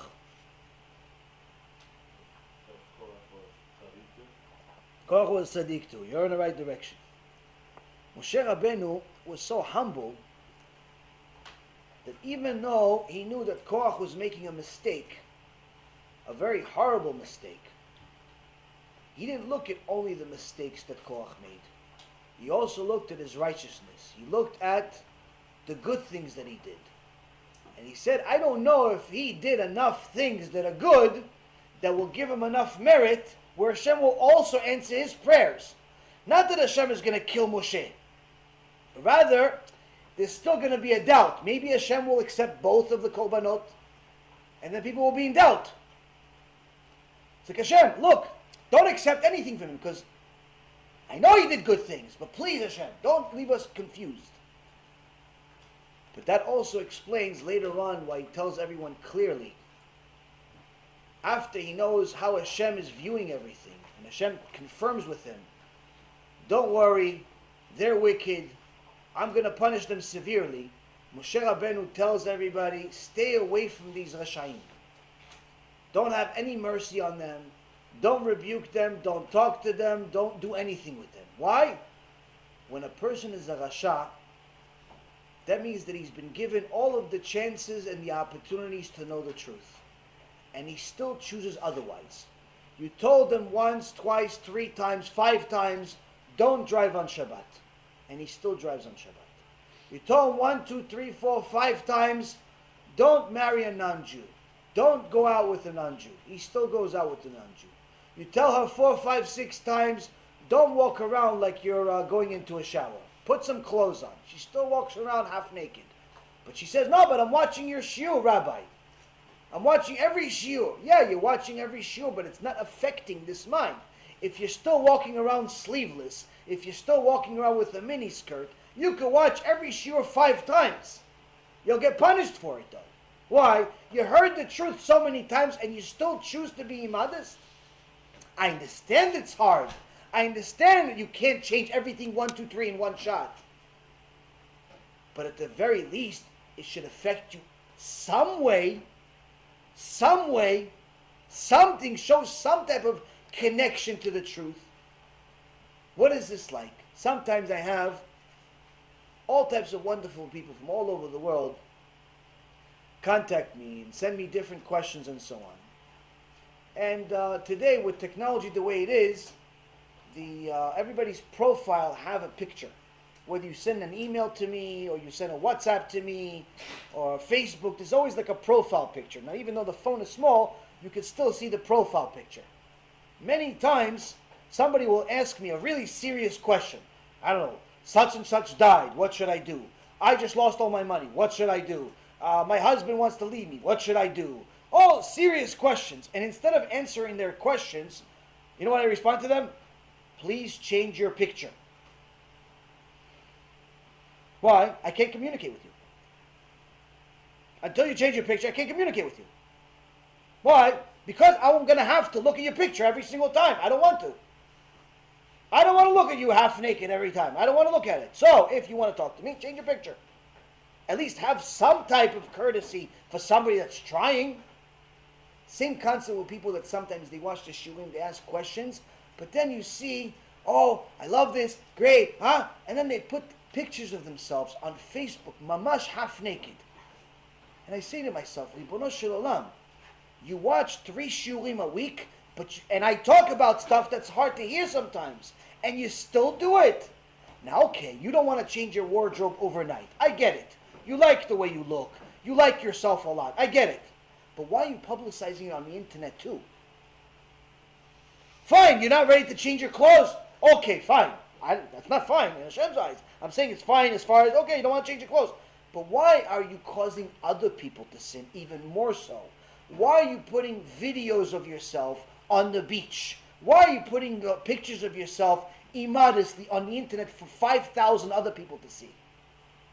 You're not ready to be modest, that's fine, but why are you punishing other people? Especially if you say you're watching Shiurei Torah 2, 3, 4 times a week. It doesn't make any sense. That's a Rasha. In the eyes of Hashem, that's a Rasha. A Rasha is not someone who didn't even know he was Jewish for 50 years. One day he found out he was Jewish and he realized he's driving on Shabbat. That's not a Rasha. That's a Tinok Shenishba. That's somebody that's was captured by the Goyim, didn't even know right or left. Someone that was born into a secular house, didn't realize that you're not allowed to eat on Yom Kippur. Or even if he realized, he didn't realize the consequence of eating on Yom Kippur. Or he didn't realize the consequence of driving on Shabbat. He didn't realize the consequence of going out with Goyot. He didn't realize the consequence. Now you told him, and it's hard for him to adjust. It's hard. It's hard. He's ready. He's in a relationship. He has a job. It's hard for him to adjust. Now, okay, it's hard for adjust, but you're going to aspire to do it. You're going to try to do it. Fine. You're not a Rasha. You're, unfortunately, sinning. You're sinning, but we can still work with you. We can still work with you. Why? Because you know what you need to do. And Bezat Hashem, we're going to try to get you there. But a person that knows the truth, hears the truth, has no intention whatsoever to change, that person is Rasha as Rasha can get. Wicked as wicked can be. Why? He knows the truth and still ignores it. He knows Hashem said X, Y, Z. He still chooses to say as if Hashem said nothing. A person like that you can't help. I knew a guy like this. He claims that he went to yeshivot in Morocco. And he knew, like a lot of the old-timers, he knew a good part of the written Torah by heart. In the old days, they used to teach 5, 6-year-olds to read the Torah. So a lot of them, as they grew up, they literally knew the entire Chumash by heart. But every Shabbat, he'd drive his Mercedes to a friend's house, a common friend's house, every Shabbat. And I told my friend one time, why do you keep inviting him? He said, I don't invite him, he just comes. I said, no, you can't invite him. The guy is driving on Shabbat. He goes, yeah, but what is he going to do? He's going to be by himself. I said, it's better that he's by himself. Anyway, one time it happens, he invites me also. So we go there, and I know this guy drives on Shabbat. And I know this guy also knows the Torah by heart. But I also know that he's not going to get the message the nice way. Why? Everybody else told him the nice way. It didn't work. He's driving on Shabbat. He's 60 years old, 65 years old. He's still driving full speed. So that Shabbat dinner turned into a nice lecture. And I started telling them all the wonderful things that I've told you and things I haven't told you yet. Bezrat Hashem will save him for later. About what happens to a person when he drives on Shabbat. In the eyes of Hashem. What happens to him after this life? And the Shulchan Shabbat, the dinner table, all of a sudden everybody's like quiet, like somebody died. And it's just me and him. And the guy is having the shock of his life. He didn't know what to do. My friend told me he didn't go home. He stayed at his house. The guy kept the rest of the Shabbat. I said, Ishtabach Shemo Lahad. Amazing. 60 years, 65 years in the world, the guy never kept Shabbat once. You have a conversation with him, you talk to him in his level, you keep Shabbat. Now you think, I should pat myself on the back, right? I wish. He kept Shabbat 1 week, 2 weeks, 3 weeks. Then he decided to go to a different shul. He went to a different shul with some Rasha that calls himself Chabad. He's not real, it's like the fake Chabad. Real Chabad, Kodesh. Fake Chabad, I hate them. I hate them like Erev Rav. Same thing. He goes to a guy in Boca Raton, calls himself Chabad.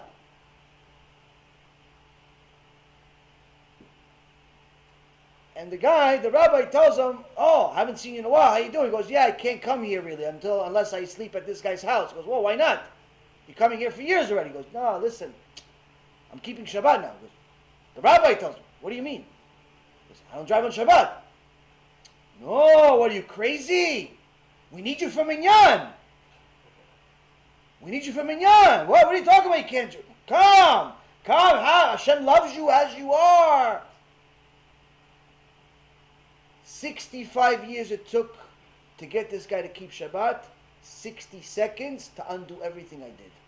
The guy went back to being a Mechalel Shabbat because of a guy that calls himself a rabbi.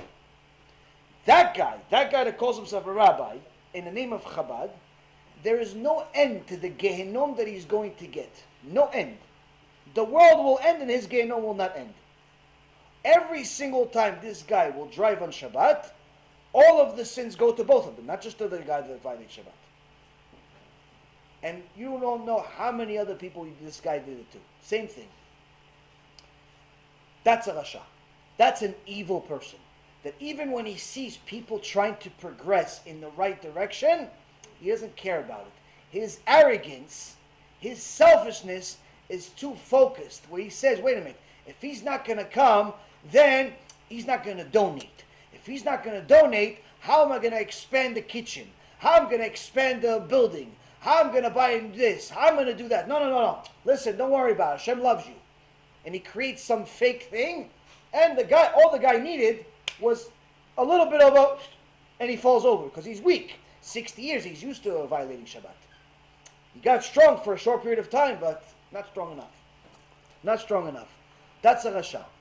People like that, Kadosh Baruch Hu says, En shalom l'reshaim, Amar Hashem. Kadosh Baruch Hu says, people like that, I don't want peace with them. I have no interest in peace with them. I'll let them live this life until I have my own private time with them. So now, we look for peace.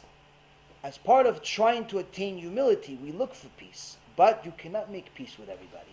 If a person is truly wicked, you're not allowed to make peace with him. Now, if you know somebody that's making a very big sin, for example, someone that's homosexual. Homosexuality is not allowed in the Torah. We've spoken about this before. Now, if the person is homosexual, but he's private, you know it, he knows it, but he's not going into these gay parades. That person, you need to do what we try to do all the time, which is help him. Make him realize this is not a defect, this is not some type of chemical imbalance, this is not a disease, This is simply a desire that you can overcome, just like anybody else that's a human being can overcome their desire. Some people have a desire for food, so they eat too much. Some people have a desire for attention, so they do stupid things. People have desires. You have a desire, unfortunately, for something that's inappropriate. You can overcome it by simply saying no. If you've said no one time in your life, that simply proves you're a human being. And you can overcome it again. And again and again and again, eventually until you don't want it anymore. You help that person. But if this person is one of these disgusting people that goes to the gay parades and publicizes their homosexuality in public and has the flag and has the car and goes on the internet and writes articles and is public about it, that's a rasha. That's a rasha you have to run away from. Why? Because this person is almost, until Hashem breaks him to pieces, you simply can't do anything for him. Somebody like that, you can't help. Hashem has to do something. So yes, we look for peace, but we can't make peace with everybody. Now, last couple of things where it says avoid taking revenge. A person that's trying to attain humility is never going to try to take revenge. Now I know there's a famous statement that revenge is sweet or something like that. Somebody did you wrong. Revenge is best served cold. Why cold? Maybe hot on a barbecue though. Revenge hot, revenge cold, all these different things where people like to take revenge. Revenge is a sign of arrogance. It's the opposite of humility. Why? Because in essence what you're trying to do is that prove to the world that everything has to go according to your own logic, according to your own mentality, according to your own rules. And as soon as someone violated those rules, you're going to take revenge and make sure that nobody else ever does the same thing. Now, every Wednesday, we read a certain Tehillim in Tefillah in Shachrit, which starts with the words, El Nekamot Hashem, El Nekamot Ofia. God is the God of vengeance. The God of vengeance has arrived. Meaning that revenge only belongs to Hashem. And yes, Hashem does take revenge. For all of these Care Bear rabbis that tell you that Hashem does not take revenge and He only loves, you read every Wednesday something that contradicts it. I believe both Ashkenazim and Sfaradim read this. Every Wednesday you read a Tehillim that contradicts it. Why? Says it. God is the God of revenge, and the God of vengeance arrived. Meaning that there's gonna come a time where Hashem will take vengeance against all of the Reshaim, all of the people that knew the truth and still chose otherwise. They knew they're not allowed to drive on Shabbat. They knew they're not allowed to marry Goyim. They knew they're not allowed to steal. They knew they're not allowed to do all types of bad things, and they still chose to do it. There's gonna come a time where Hashem will take His revenge against those people. Meaning that revenge only belongs to Him. Why? Because the only rules in the world that matter are His rules, not ours, not yours. If you're trying to attain humility, you're going to take this into account and you're going to realize, if Hashem allowed this guy to do this to me, and what he did is wrong, then Hashem will do. Well, Hashem will take care of it. Hashem will take. I don't know when, but Hashem will take care of it. If he did something wrong to you, if she did something really wrong to you, you only take revenge. Why? If it's really wrong, Hashem will take care of it. There's nothing for you to do. Yeah, but it's hard. Yeah, it's only because you have an ego, and you want the world to run according to your tune. That's what we're learning this. We're learning this to remove all of that ego. Revenge is not for you to take. People that have an ego love to take revenge. This is part of the reason why Steve Jobs, by the way, almost went bankrupt a few times, because of his lust for revenge. Whether it was his competition with Bill Gates, or his competition with some of the other guys that ran the company, and so on and so forth. Many successful people literally shoot themselves in the foot because of their lust for revenge. Many people end up getting divorced, ruining their whole lives, just because of their desire for revenge, because they want the world to dance to their tune. This is the opposite of what we're trying to attain. Now, how do you get to a point of doing all of this? The last trait that the Baalei MUSSAR say is acceptance. A humble person can accept all of the suffering that he or she gets without breaking. Because of his intense love for his Creator, he has the ability to absorb the harshest of life's blows. Now, I know a lot of people, business world, religious world, family, friends, so on. I don't know a single person that I've ever met in my life that has an easy life. I'm not even talking about the people that I know, even people that I read about. If you read bios, the bio of somebody, usually people that are important, or at least people think are important, they have somebody wrote a life story about them after they died. Whether it's a businessman, a politician, or obviously Sipurei Tzadikim, the stories of the big sages of Am Yisrael. You have many, many books written about the rabbis. This you can learn a lot from, because they actually teach you all of the different intricate details of this person's life, even their weaknesses sometimes. But the point is that when you read all of these bios, you'll always find something in common. Everybody has a hard life. Everyone. There's not a single human being that's ever lived that had an easy life. If he had money, then he had marriage problems. If he didn't have marriage problems, then he had money problems. If he had money and he had marriage, then he didn't have kids. If he had kids, money, and marriage, he still had health problems. If he had no health problems, it's always something. It's always something. Everybody has major crises in their life that they have to overcome. That's life. Don't look for easy life. One time where somebody was proposing a trip for us to take for a big lecture, and it's very hard for me to fly. My body is very weak, and to fly makes it even worse. So I told my rabbi, I'm like, listen, I can't, I hate it. I don't want to do it. It's just so difficult. Go all the way over there. I'm not even sure how many people are going to come, so on and so forth. My rabbi told me this. He said, listen, easy, the word easy should be deleted from your vocabulary. Forget about an easy life. It doesn't exist. Everything especially that you're doing that's going to fight the Satan, to get people to do Teshuva, everything's going to be hard. Go into it already expecting it to be hard. If it's easy, there's something wrong. Expect it to be hard. Now reevaluate the equation. Now that you know that this is hard or something else is going to be hard, you still don't want to do it. Everything is hard. Everybody's life is hard. The question is, how do we accept it? Do we accept it with a smile? We realize, you know what, it's hard, but it's from Hashem. And if it's from Hashem, that means there's value to this difficulty. Hashem wants me to experience this difficulty for some type of benefit. Benefit in this world, benefit in the next world. A person that's trying to attain humility is going to accept all of the difficulty in their life.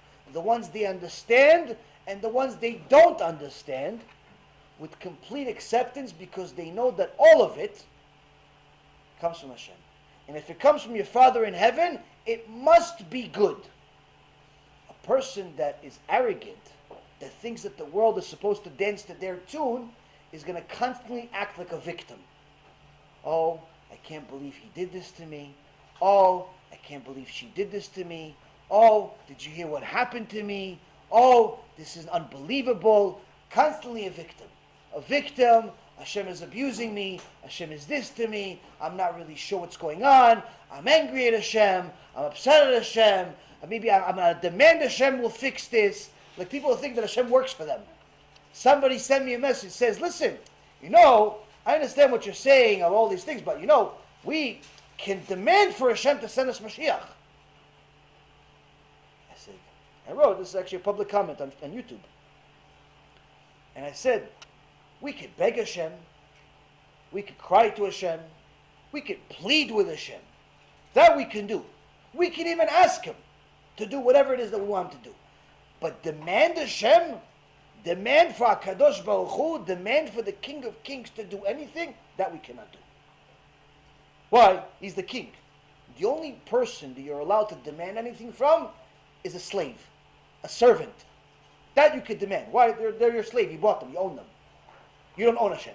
He owns you. You're confused. You're confused. You've changed positions. You think you're God and He's your slave. It's the opposite. You cannot demand anything from Hashem. You can ask, you can cry, you can plead, you can beg. That you can do. Why? You're His son, you're His daughter. Please, HaKadosh Baruch Hu, help me. I can't help myself. Who else is going to help me? Please. That you can do. That you should do. But demand Hashem follow your instructions? What world do you live in? People are confused today. People are confused. Why? This all comes from arrogance.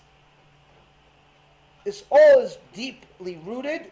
That comes from arrogance. People believe that the world should be dancing to their tune, should be going according to their instructions. And the best part about it is that they put big rabbis' names on some of this stuff. Like this guy mistakenly said, oh yeah, that's what the Lubavitcher Rebbe said. I said, no, my friend. The Lubavitcher Rebbe did not say you could demand anything from Hashem. You misunderstood him. You misunderstood him. He probably told you to beg Hashem, to plead with Hashem. And if he ever said demand, he didn't literally mean demand. Hashem, do what I said. No. He's saying, show Hashem that we really want Mashiach and salvation and good things to come. Please Hashem, please review our case again. Demand for Hashem to please give you another chance. That you're showing Hashem how much you want His name to be sanctified, that you plead, you're pleading with Hashem. As if you're demanding. But not demand Hashem to dance to your tune. This is a confusion. That's what happens sometimes. When we, instead of reading the book, we read, an excerpt of the book. Instead of listening to the rabbi, we listen to what somebody else said in the rabbi's name. You have to understand who God is, who you are. He's God, we're nothing. Doesn't matter if you're tall, short, black, white, fat, skinny, don't make a difference. You're nothing. If you think you're something, that already makes you problematic. Now, if you're going to try to attain this level of humility, you're going to accept this as fact, you're going to accept this reality, and know that all of the difficulties that you have in your life are literally for your own benefit, for your own good. This requires a person to have a certain level of bitachon, a certain level of confidence in Hashem, that He knows what He's doing, that no matter what's happening in your life, whether it makes sense to you or not, whether the bank account adds up or not, whether the shidduch showed up or not, whether the car is working or not, whether the computer program is on or not, whether your life is working or not is irrelevant. Know that whatever is happening, Hashem signed off on it. Hashem willed it to happen. If Hashem wanted you to succeed, that's what He did. If Hashem wanted you to fail, that's what He did. Meaning, accept it as Hashem's will. That doesn't mean accept failure and don't try again. It just simply means, says, okay, this current status of success or failure, that's the will of Hashem now. Now, maybe He didn't give me the success because I didn't pray enough. So I'll pray more. Maybe He didn't give me the success because I didn't have enough merits. So I'll attain more merits. I'll do more mitzvot. Maybe He didn't give it to me because it's bad for me, but I don't know it. Maybe He made her run away from me because in reality she was going to cheat on me. And I didn't know it. I didn't know it. So Hashem is saving me the embarrassment, the agony, the pain by making it look like she left me for because of me. But in reality, it's not because of me. It's because Hashem is saving me. Have enough bitachon in Hashem, have enough confidence in Hashem that He knows what He's doing. And whatever He's doing is for your benefit. Don't play the victim. Don't demand anything from Hashem other than, please, please, review my case again. Give me a chance again. Help me. That you can do. Now, once a person humbles themselves, David HaMelech says, that's how you're going to bring the salvation to your life. All of the good things that you want in your life, you could attain simply by acquiring humility. As he says in Psalm 25:9, Yedrech anavim b'mishpat v'yilamed anavim darko. He leads the humble with justice and will teach the humble his way. He'll give you the secret of how to attain what you want to attain. And if you follow the instructions, you do all the things that you're supposed to, he says, Ki rotzeh Hashem be'amo yifaer anavim be'yishua. In Psalm 149:4, he says that Hashem shows favor to his nation, and he will glorify the humble at the time of salvation, at the time of Yeshua. When he brings the Mashiach, who is he going to bring to the Mashiach first? Who is he going to say, look Mashiach, look what I have, look what I'm proud of, look what my jewels are? He's going to bring the people that are humble. Humble enough to say they were wrong, and now they did Teshuva. Humble enough to say they were wrong, and now they're fixing themselves. Humble enough to know where they stand. When a person is trying to literally glue themselves to HaKadosh Baruch Hu, they're going to try to emulate him. So what does humility look like? There was two Gedolei Ador over the last couple of 100 years that have many, many stories together. Rabbi Akiva Iggeret and Rabbi Yaakov Milisa. These were two giant rabbis that were also very good friends, but lived in different places. And any time they would get together, it would be like a historic event. Huge, enormous event. Now, people said that when they would see Rabbi Akiva Iggeret, they could actually understand what it means to be humble like MOSHE Rabbeinu. He was so humble, like just people would say, that's probably what MOSHE Rabbeinu was like, because they can't picture anything more. Like my rabbi told me once, he's like, listen, people always say, people that are foolish, always say, listen, I don't agree with the Rambam. Or I don't agree with Rabbi Yosef Karo from the Shulchan Aruch. I don't think he's right here. Or I don't think that the Ramban is right here. I don't think the Rabbi Akiva, I don't think he knows what he's talking. They say things in the name of big rabbis that they disagree with him as if they know what they're dealing with. They don't realize that the smartest human being that lives today, smartest one, even in Torah, is closer to a monkey than they are to the Rambam. Closer to a monkey than they are to a Rambam. They don't realize this. And this is not an insult. This is just reality. It's just a reality. It includes me also. Now, people say things, no, I disagree with the Rambam. I disagree with Rabbi Akiva. And as if they know what they're dealing with. So my Rav said to me, he goes, listen, people don't understand what it means to be the Rambam or anything like that. So they say stupid things. He says, once you start learning a little bit and you realize what a Talmid Chacham really is, you don't even compare yourself to the Rambam. You don't even compare yourself to a Rabbi Akiva. You don't compare, you look at the current Gedolei Ador, just now, people that are alive, or people that just died a few years ago, and you say, I'm so far from them, it's a waste. So my Rav told me, the same Rav, Rabbi Reuven, I told you that knows 3,000 books by heart, he says to me, listen, to me, whether it's the Rambam or Rav Ovadia, doesn't make it, neither one is far, both of them are far away from me. Might as well be the same thing. MOSHE Rabbeinu, same thing. Already looking at how far I am from Rav Ovadia, I can't imagine something more than that.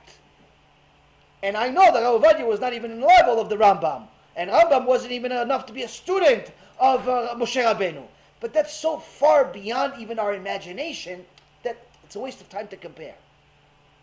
But when people would see Rabbi Akiva Iggeret, they'd say, this must be the humility of MOSHE Rabbeinu. And this is just, mamash, our grandparents, a little more than our grandparents. Now Rabbi Akiva Iggeret and Rabbi Yaakov Milisa will get together, it would be a very, very big event. People would celebrate it. People would, mamash, unbelievable things. But because of his humility, both of their humility, it was always like a story to tell.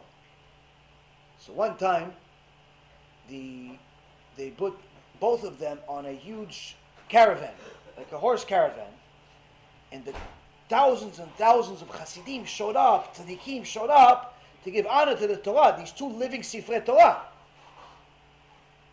So instead, of having the horses carry them. They released the horses and they carried them. They pulled the caravan. All in the honor of the Torah. Now, Rabbi Akiva Iger was in one end, and Rabbi Yaakov Milisa was on the other end. There was other people. Rabbi Akiva Iger was saying, I want a merit. I want a mitzvah in Shemaim to give honor to the Torah. I'm going to go carry the Gdol Ador. I'm going to carry Rabbi Yaakov Milisa. So he sneaks out of the caravan and he joins the people. This old man is joining the people carrying, because he's carrying the Gdol Ador. At the same time, Rabbi Yaakov Milisa is saying, I want a mitzvah. I want to carry the Gdol Ador, Rabbi Akiva Iger. This must be all in his merit. He's the biggest rabbi in the world. So he sneaks out without anybody seeing, and he joins. And he's carrying. At the end, they finally arrive at the destination. They open the door. It's an empty cart. It's like, where's the rabbis? And then they look around. They see, oh, they're carrying nothing. The rabbis are carrying with them. They're so humble, they couldn't even imagine being the ones that they're carrying me. No, they must be carrying him. They must be carrying him because of all the Torah that he has. That's humility. That even if you've attained greatness, you realize that the greatness does not even belong to you. And the greatness of somebody else does belong to them. Now, on another occasion, the two got together and they wanted to give Rabbi Akiva Iger aliyah to the Torah. As soon as they said Rabbi Akiva to have an aliyah, he passed out. They woke him up. You okay with the Rav? Yes. Okay, come to the Torah. Ready? Oh, you realize he has to go to Torah. He passed out again. Now this became dangerous now. So, Rabbi Yaakov Milisa said to him, hey, listen, don't touch him. Let me talk to him. He whispered something in his ear. Rabbi Akiva woke up and got the aliyah of Torah. Everything went good. So after the prayer was over, they came to him and said to him, for the Rav, what did you whisper in his ear that he just woke up and everything was good? He says, you don't understand. Rabbi Akiva Iger is so humble that his neshama could not handle the thought that there's a possibility that this community, that this keilah is giving him more honor than me. Because he views me so highly. And his neshama couldn't handle it, he passed out. So I whispered in his ear, I said, no, Rabbi Akiva, don't be silly. It's not because they think you're better than me. No, it's because you came from far away. Because you're far away, so they feel bad for you, so they give you an aliyah first before me. That he can handle, he got the aliyah. That's humility. That's what real humility looks like. But now you would say, okay, yeah, but this humility, so what? You could just walk over people that are humble? No. Somebody tried to go against MOSHE Rabbeinu. MOSHE Rabbeinu fought and killed and won. Somebody also went against Rabbi Akiva Iger and Rabbi Yaakov Milisa at the same time. On one of their get-togethers, tens of thousands of people are there giving them honor, but two Rashaim, call themselves religious, also show up. And they start making fun of the whole thing. It's like, what are all these people doing? You guys have nothing to do? What, you're giving these two old men kavod? For what?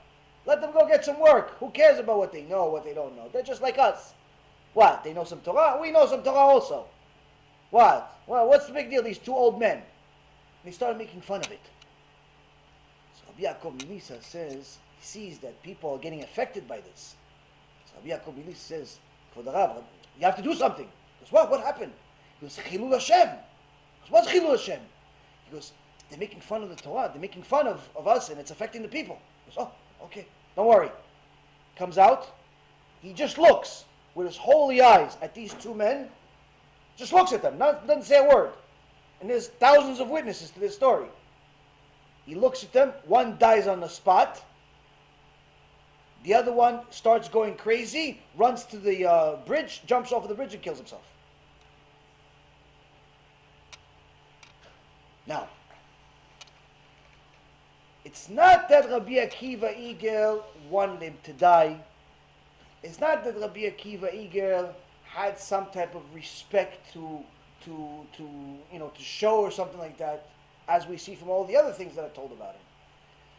But when he realized, if you're giving me kavod for what I attained, then I don't deserve this kavod. I'm nothing.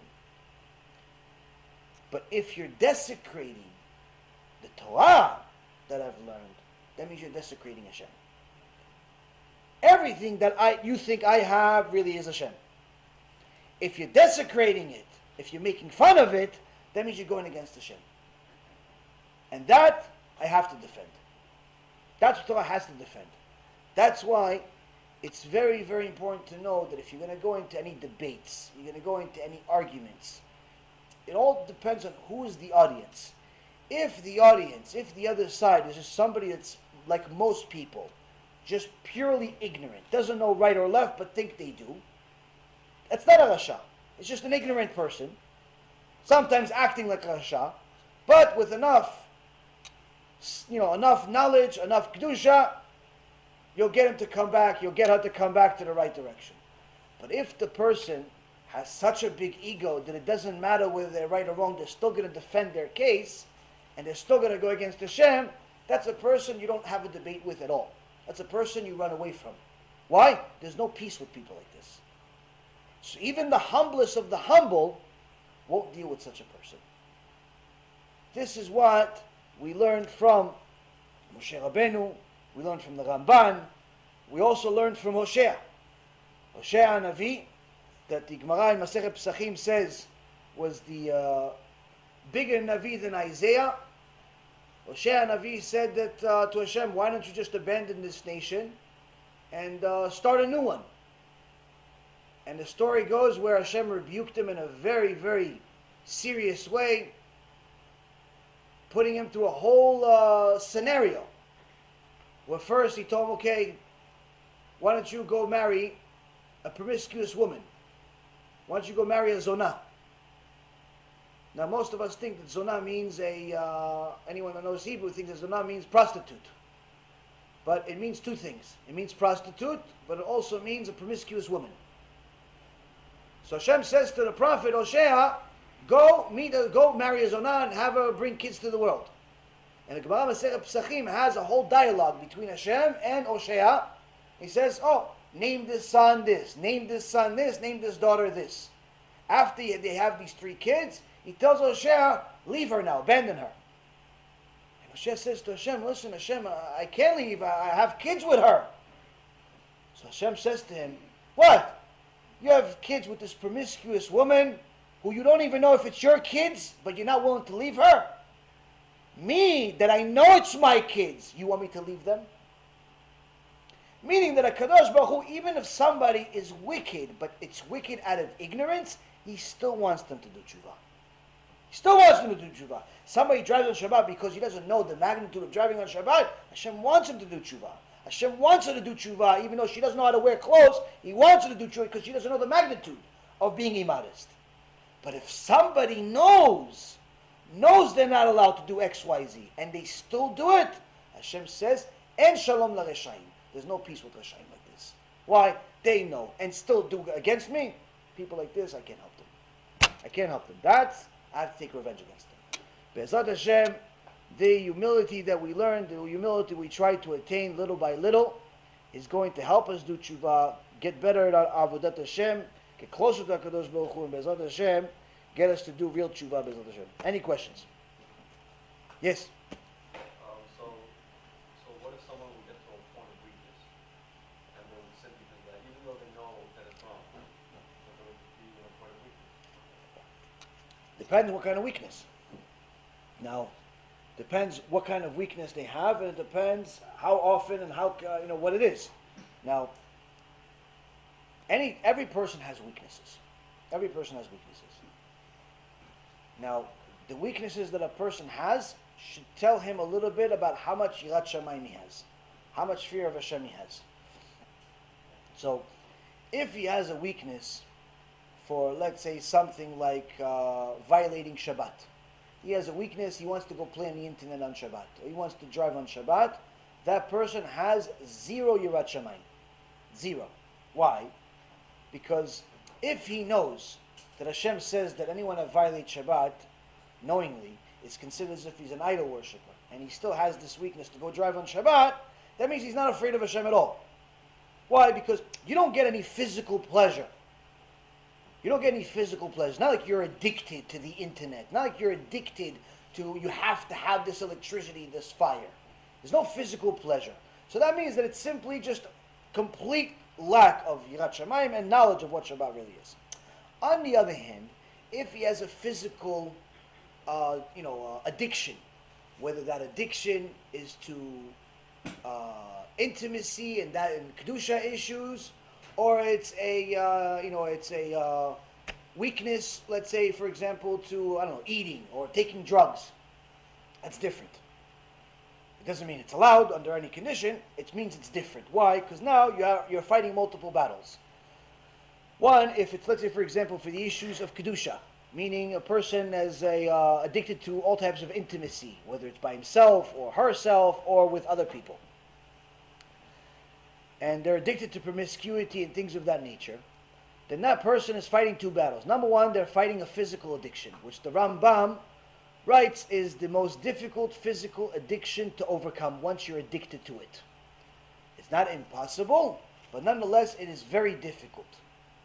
Gemara talks about it, and if you look at Tanaim in the Gemara, the Tanaim, people that were able to revive the dead, anyone that's named in the Torah, in the Gemara by name, that means they were at the level they were able to revive the dead. What are they, anytime they gave themselves compliments, like they're proud of something, 9 out of 10 times, what were they proud of? Proud that they never touched their brit. They're proud of themselves that they never even looked at it, or they never touched their brit. That's their aspiration in life, because they understood how bad it is.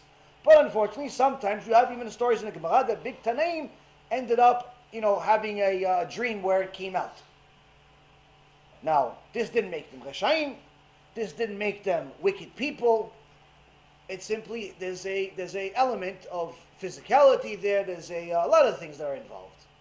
Now, if a person has a weakness where he doesn't watch his eyes, and as a result, when he goes to sleep, he ends up wasting seed, that's one level of weakness. Well, yes, he has to work on his eyes, and he has it.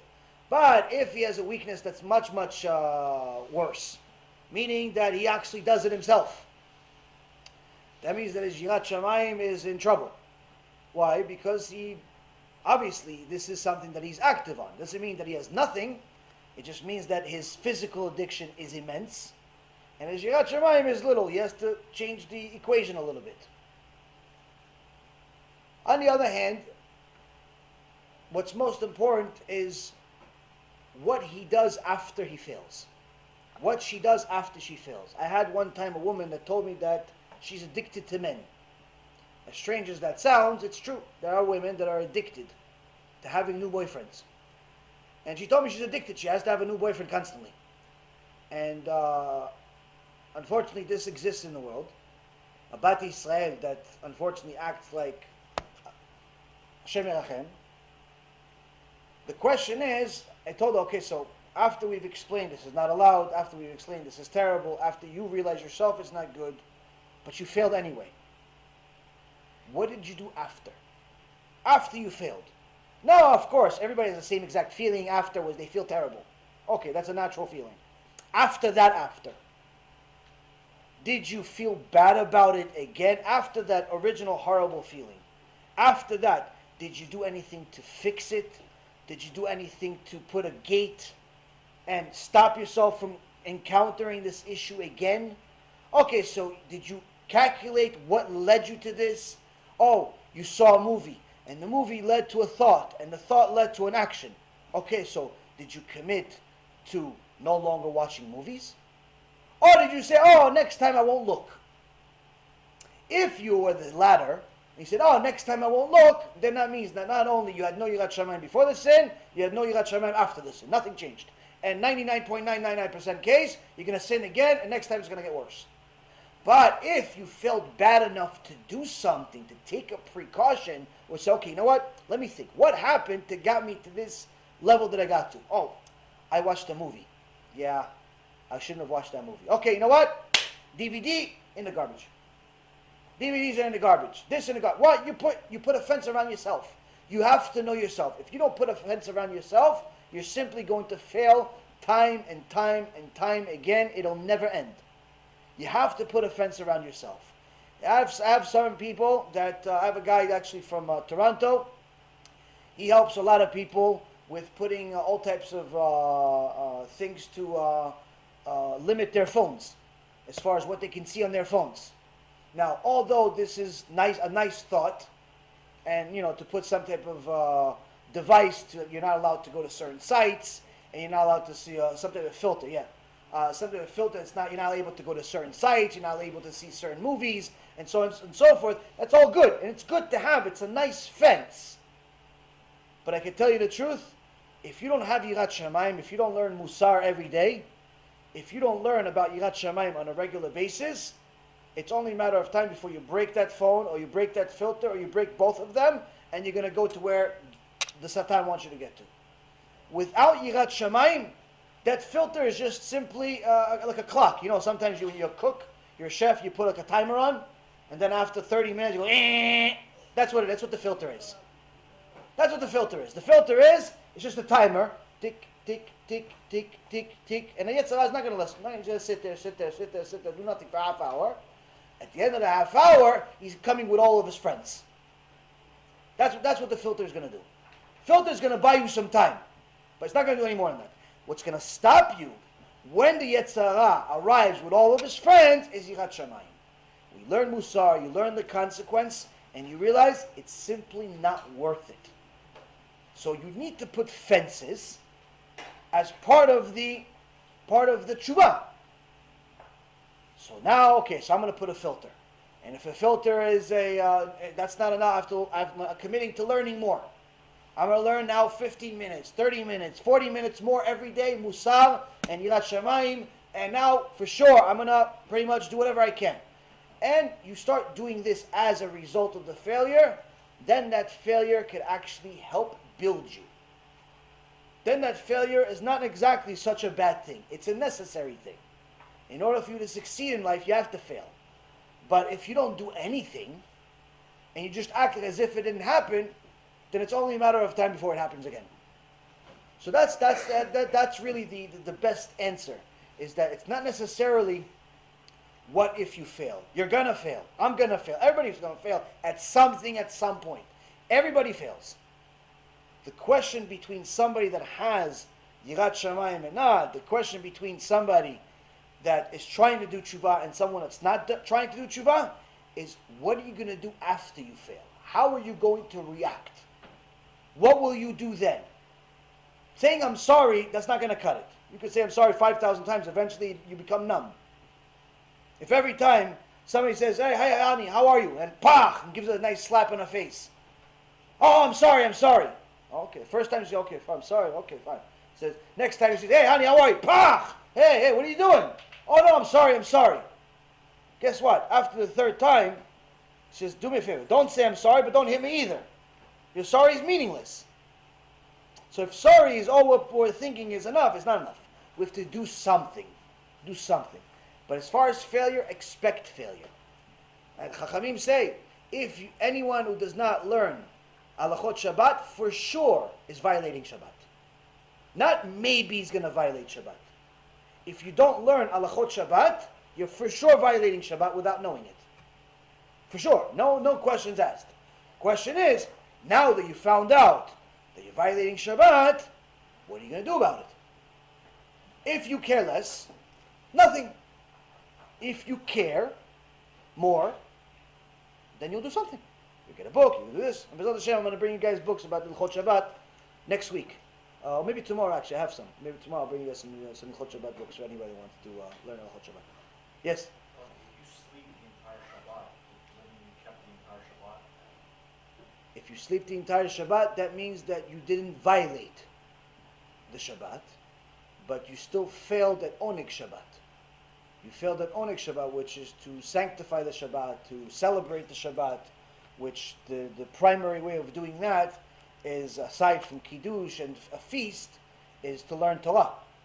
If your entire Shabbat was full of food and sleep, then you and the cow are not that different. But the cow doesn't go to heaven for what she did. You're not going to go to Gehinom for sleeping on Shabbat, but as far as the Gan Eden, it's going to be like Gan Eden for homeless people. It's going to be like like a discount Gan Eden. Why? Because you missed the whole point. And anyone, by the way, that sleeps that much, for sure is going to waste seed. For sure, 1,000%. Which means, yeah, you did one mitzvah, but you made another avera. Sleeping, by the way, is one of the ways that you lose control of your body. And unless you have serious yirat shamayim and control of your body and you watch yourself, you're going to waste seed as a result of sleep. So don't be like one of these college kids that sleeps half the day or more, thinking that that's your way to becoming tzaddik. It's a good way to start if it's that difficult for you to keep Shabbat, just sleep the whole time. But don't think that this is a good strategy long term. Short term, just to get you to, I guess, stop violating Shabbat, I guess it's a good idea. But long term, it's not a good idea. Because you'll end up doing other things, and also you'll also end up hating Shabbat. It'll just become a boring day. Nobody remembers the day they slept. People remember the parts of their life where they were awake. Nobody remembers, oh yeah, you remember the 5th of Tammuz? I slept 18 hours that day. What a great day. Nobody remembers that. Oh, you remember Pesach vacation 3 years ago? I slept the whole time. I was in a coma. Nobody remembers that. Nobody remembers. People remember the stuff they were awake for. So that means that in order to connect to Shabbat, you have to be awake. You have to be awake for Shabbat. Celebrate Shabbat. Learn Torah on Shabbat. Oh, you remember that Shabbat 3 years ago where I got that chidush from Rav Wasserman? Yeah, that was a good Shabbat. That you're going to remember. That you're going to remember. Why? Because you were awake. Sleeping, yeah, you can sleep, but I mean, you're not going to get very far that way. You're not going to get very far that way. I did it for about a year. Didn't work out the way. No, 17. Next, anything? Say that. Oh, yes. Omar, about biking is a bit off topic, but biking, is it allowed on Shabbat, or is it just you're not supposed to do it? The Chachamim said that it's not allowed to ride a bike on Shabbat because what ends up happening is that bikes have chains. They had chains 2,000 years ago, they have chains today. And what ends up happening is that if you ride a bike at some point or another, whether it's this week or next month or next year, at some point that chain is going to fall off. And naturally, since you've gotten so acclimated to and comfortable with your bike, you're going to want to put that chain back on. And as soon as you put that chain back on, you are completely full-fledged mechalel Shabbat. So the fence around the fence is don't ride a bicycle. Now, unfortunately, you're going to see a lot of people in the so-called modern Orthodox communities riding their bicycles to the Beit Knesset because they can't allow their lovely soft feet to walk a mile. So they ride a bicycle, and sometimes they put their babies in the back as if the baby's an addition to the synagogue. Now, by the way, you shouldn't bring young kids to synagogues. It's not helping anybody, including the kid. If he's 2-3 years old, it's not helping him. He's just going to cry the whole time and torture everybody else. Unless the kid can sit there and be quiet for 2-3 hours, he's not allowed in the synagogue, according to the Torah. But anyway, moving back to the bicycle, is that you're going to see so-called people with a kippah and even a tzitzit riding bicycles to the synagogue because they're going to say, listen, I know the takana of the Chachamim. I know what the Chachamim say, that you're not allowed to fix the chain. And I'm already prepared for that. What? I am not going to fix the chain. If the chain breaks, I'm simply going to abandon my bike. Or, better yet, I have special technology on my bike where the chain can't come off. That just simply means those people and Yirat Shamayim are in two different worlds. Why? If the Chachamim said something, the reason that they gave us is only one of the reasons. It's not the only reason. It's one of the reasons. And if they said no, that means that Da'at Torah is no. That the opinion of the Torah is no. The opinion of Hashem is no. This does not belong on Shabbat. Why? Because it's also considered something that belongs to Divrei Chol. It also belongs to the mundane. A bike, a normal person that's religious does not associate a bike with something holy. A normal person associates a bike with motor, with things of the mundane, of the regular week. So when you are taking the mundane into the holiness, you're making less and less of a difference between the mundane and the holy. Less and less of a difference between Thursday and Shabbat. When there's less of a difference on the way to Beit Knesset, there's going to be less of a difference in the Beit Knesset. There's going to be less of a difference in your house, which eventually will lead a person to doing other things. This is also the reason of why the book of Isaiah says that he rebuked the people for speaking business on Shabbat.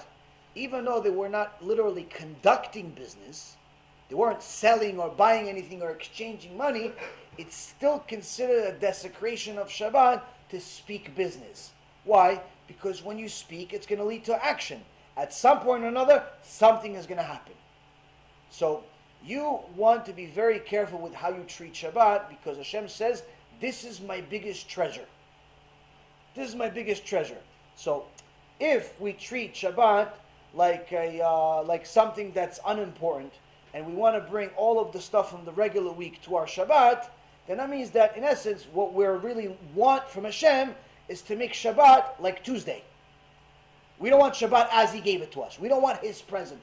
We want like a custom present. It's like somebody gave you, imagine you guys all going to get married, and let's say you're going to save up a lot of money, you're going to buy your loved one a nice fancy schmancy ring. And you spend a lot of money on it, a lot of effort on it, or you build her a nice beautiful house. And you spend a lot of money on it and a lot of effort on it, and she comes into the house, he says, yeah, it's nice. I can live with this. I just have to change the kitchen. We have to put an island over there, change the oven, change the fridge. The chandelier is disgusting, so we got to get rid of this. The window treatment, I mean, if we were homeless, yeah, you could put that there. But I guess since we can afford this house, we can afford real window treatment. Bedrooms now, 2 is not enough. We have to break the wall. And she starts remodifying this whole house that you built with your own hands. Guess what? You don't want her or the house. Why? You're not appreciating what I gave you. Hashem gave us the biggest matana in the world. He gave us Shabbat. If we treat Shabbat like it's a Tuesday, and we want it to be like a Tuesday, we want to go on rollerblades, and skateboards, and bicycles, and shoot hoops, and play soccer, then in reality, all we're asking Hashem is for a day off, but hoping that it's a Tuesday. Meaning that if Hashem said, listen, if you want, you can watch TV, we'd watch TV. Listen, if you want, you can drive a car, we'd drive a car. Why? Because we don't want His Shabbat. That means we don't want His present. We don't want His present, then that's not a good, it's not a good way for us to develop a relationship with Hashem. It's not a good way to accept the present. That's a lot of ungratefulness. Yes?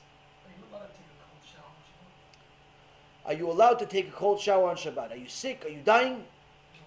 Then no. No. You're not allowed to take a cold shower. There is a leniency under extreme circumstances to take a cold shower, but it's extreme circumstances if a person is sick and things like that. But just standard the chatchila, no. Why are you not allowed to? Because you're not allowed to. Few things. One, the halacha says is that if you're gonna wash yourself, you're gonna become wet. You're gonna put a towel on. That towel can soak the water. Second reason is that if you're gonna take a shower, you're gonna rub yourself. You're gonna rip hair. That's another reason. Third is that it's simply the Chachamim decided not to have bathing allowed on Shabbat at all, because at the time of the Gemara, they had a place, I believe it's in the Kinneret, where there was natural hot water. Natural hot water. So natural hot water you're allowed to go to. So it's okay, yeah, we're going to funnel that natural hot water into this like mikveh area, this bathing area. So it's just nicer environment, cleaner. So it was allowed for a while, but then they saw that the people that work there, they messed up on the whole piping, and the natural hot water didn't arrive naturally hot. So what they ended up doing, they ended up heating the water on Shabbat, because they had customers coming. So at that point, the Chachamim say you're not allowed to bathe not in hot water and not in cold water. So there's multiple reasons. If you go into the Halachot Shabbat, it gives you at least a half a dozen or more different reasons why the Torah says, and the Chachamim say is not allowed to wash yourself. But there are extraordinary cases. There are extraordinary cases, but lechatchila, as far as like, as a standard, absolutely not. Next. Yeah, I know. Sometimes you see that the people that show up to the Knesset look like they, their hair is made and they have gel on, and they look like they just took a shower. They look like they just came out of a movie scene. You could simply feel bad for them, because it's almost 100% that they violated Shabbat. Huh? Go to a mikveh, yeah, but if they have gel on their hair, that means that they used muktzeh. And as far as mikveh, again, it all depends on whether you use that mikveh during the week. If the only time you go to the mikveh is on Shabbat, it's not exactly advisable. Point being is that always calculate why you're doing what you're doing. I mean, how bad? I mean, it's not like we're such germaphobes that we have to take 18 showers a day. I mean, if you're sick, that's a different story. But in general, it's not the end of the world not to take a shower, in 24 hours. Usually the reason why people like to take showers on Shabbat is because they want to justify playing basketball or some type of sport. And they realize that after they play that sport, they're sweating profusely, and they don't want to show up to the Knesset that way. So they want to take a shower. So they look for different leniencies. If you're going to look for leniencies, and you can find them. You'll find somebody that tells you that you can do everything you want, even eating pig. You can even find people that tell you you're allowed to eat pig if you want. But question is, what are we trying to attain? Are we trying to attain a glueness to Hashem, where we want to be like Rabbi Saimi Salant, that's like mamash, a vein comes out of his head when he prays because that's how close he is to Hashem? Or we want to be like the average, like modern type of Jew that just like chafif. It's like, yeah, I'm here today, gone tomorrow, everything is good. If we're so certain of ourselves and all of the good traits that we're doing that we could just slack on the biggest mitzvah called Shabbat, then yeah, but I don't know. I mean, I think that we need to get our mitzvot anywhere we possibly can, and we need to try to do the best we can with the basics. Because quite frankly, most people do not know how to keep Shabbat, including religious people. Most religious people do not know how to keep Shabbat, and it's not just the shower. The shower is the obvious thing. A lot of the things that people do on Shabbat are forbidden, and they just simply don't know it. Some are forbidden for rabbinical reasons, some are forbidden for biblical reasons. So, if a person is going to go into it, not looking for stringencies, just doing what he has to do. Basics. Not a single stringency at all. Chazal said this, I'm doing this. Chazal said this, I'm doing that. Hashem said this, I'm doing this. Hashem said that, that's what I'm doing. Nothing more, nothing less. Then he's going to have a very easy time connecting to the Shabbat and to the highest level. But if a person goes into it trying to see what she can get away with, what he can get away with, then in reality, what kind of Shabbat is it? It's like a secular Shabbat, and that's what you see a lot of times with people that don't like Shabbat, or they can't wait for it to be over. Or anytime you say, "Oh, listen, this Yom Tov is 3 days," and instead of saying, "Wow, Baruch Hashem," you're like, "Oh man, 3 days? Wow, it's long this year." Like if you're not looking for Yom Tov to be 3 days or 4 days or 4 years straight, there's something missing. There's like a missing ingredient. So usually that happens as a result of us looking for leniencies, which means that we're not truly valuing the present that Hashem gave us for why He gave us. And that happens to all of us. Even if you like it today, you may not like it next week, and then you go back to liking it. It's back and forth. But the point is that we should at least not look for the get-out-of-jail-free cards and just simply do what we have to, and that makes it much simpler, much better, much purer, and much holier. Yes? What if somebody walks a very long distance on Shabbat and is sweating a lot? Well, then he should know the laws of the Tchum. How far is the Tchum? He's not allowed to walk that far, because he may leave the Tchum. So if he doesn't even know what a Tchum is, he shouldn't even leave his house. He should go stay in his house the whole Shabbat until he knows all about the Shabbat. But in reality, if you're walking really, really far, meaning you're walking several miles, then most likely you're getting out of the Iruv, you're getting out of the Tchum, and you're Mechalet Shabbat 100%.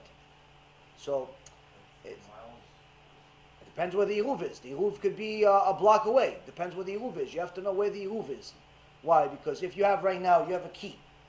And you're inside the Iruv, no problem. But across the street, the Iruv ended. You pass that street, you're not carrying on Shabbat, you're considered a Mechal Shabbat, death penalty. So if you never even looked at the Iruv in your community, you have no idea where it is, that means you have to learn Halachot Shabbat. Now again, it's not really that difficult to keep Shabbat. It's difficult to keep Shabbat when we're trying to make it like a secular day. That's when it's difficult to keep Shabbat. When you try to keep Shabbat like it's supposed to, It's the easiest thing in the world. It's actually the most fun in the world. Why? What do you have? You have beautiful meals, one after another, until you explode. You have company usually. Friends, family, children. Then you have the tzaddikim. All the books you have, all the books that you buy on the internet that are collecting dust the whole week, you can finally read them. Who's better than you? If that doesn't sound like fun to you, there's a problem. There's a problem. Meaning, if you are looking forward to Shabbat so you can play basketball, or you can hang out with the guys until 3 o'clock in the morning, then you're not looking for Shabbat. You're looking for a day off. It's like people that, for example, fast because they think that makes them righteous. No, that's just a diet. Fasting does not make you righteous. It just means you had a diet. You stopped eating for a day. What makes you righteous is fixing your inner horrible midot. That's what makes you tzaddik.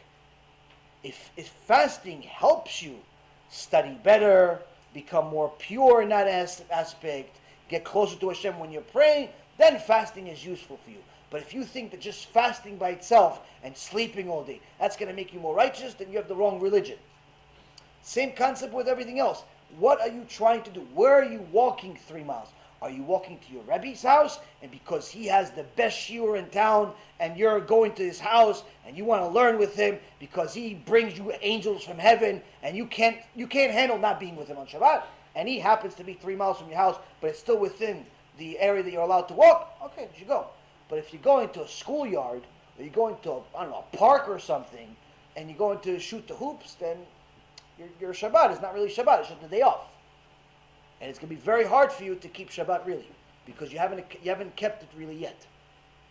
So again, Shabbat is not a day off. Shabbat is a day to do specific things. It's to be with the family, it's to enjoy the Kedusha of Shabbat, closeness to Hashem, learn Torah, rest a little bit. It's not to play basketball, it's not to go on your skateboard, it's not to go and hang out with your friends till 3 o'clock in the morning, just telling jokes to each other. That's not what Shabbat is.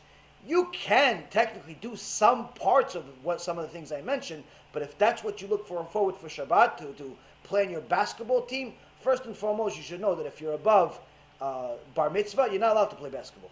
Your basketball is muktzeh. For an adult, it's muktzeh. So if little Joshua over here decides to want to play with basketball, he's allowed. Why? He's 9 years old. He's a cute little tzaddik, 9 years old. But I bet you he doesn't play basketball on Shabbat, because he's a tzaddik. Now, 13-year-old, which is the rest of you guys, more than 13 years old, you're not allowed to play basketball on Shabbat. Why? Because the basketball is muktzeh. So a lot of the guys, and sometimes you see the rabbis, play basketball on Shabbat. Go look at Alachot Shabbat, Ashkenazi, Sfaradi, whatever you want. Look at Alachot Shabbat, say, allowed to play with a ball? Yes, children. What's children? What's children? Below bar mitzvah. Children are allowed to play with a ball. A father is only allowed to play with a ball if he's playing with his child. The father left the child at home. He's playing with his friends. So it's a problem. So again, it's not strictness. It's simply, what are you allowed to do, and what are you supposed to do? What is Shabbat to you? Is Shabbat really a present, or is Shabbat a day off? If it's a day off, then why don't you use Sunday as a day off, and Shabbat is the present?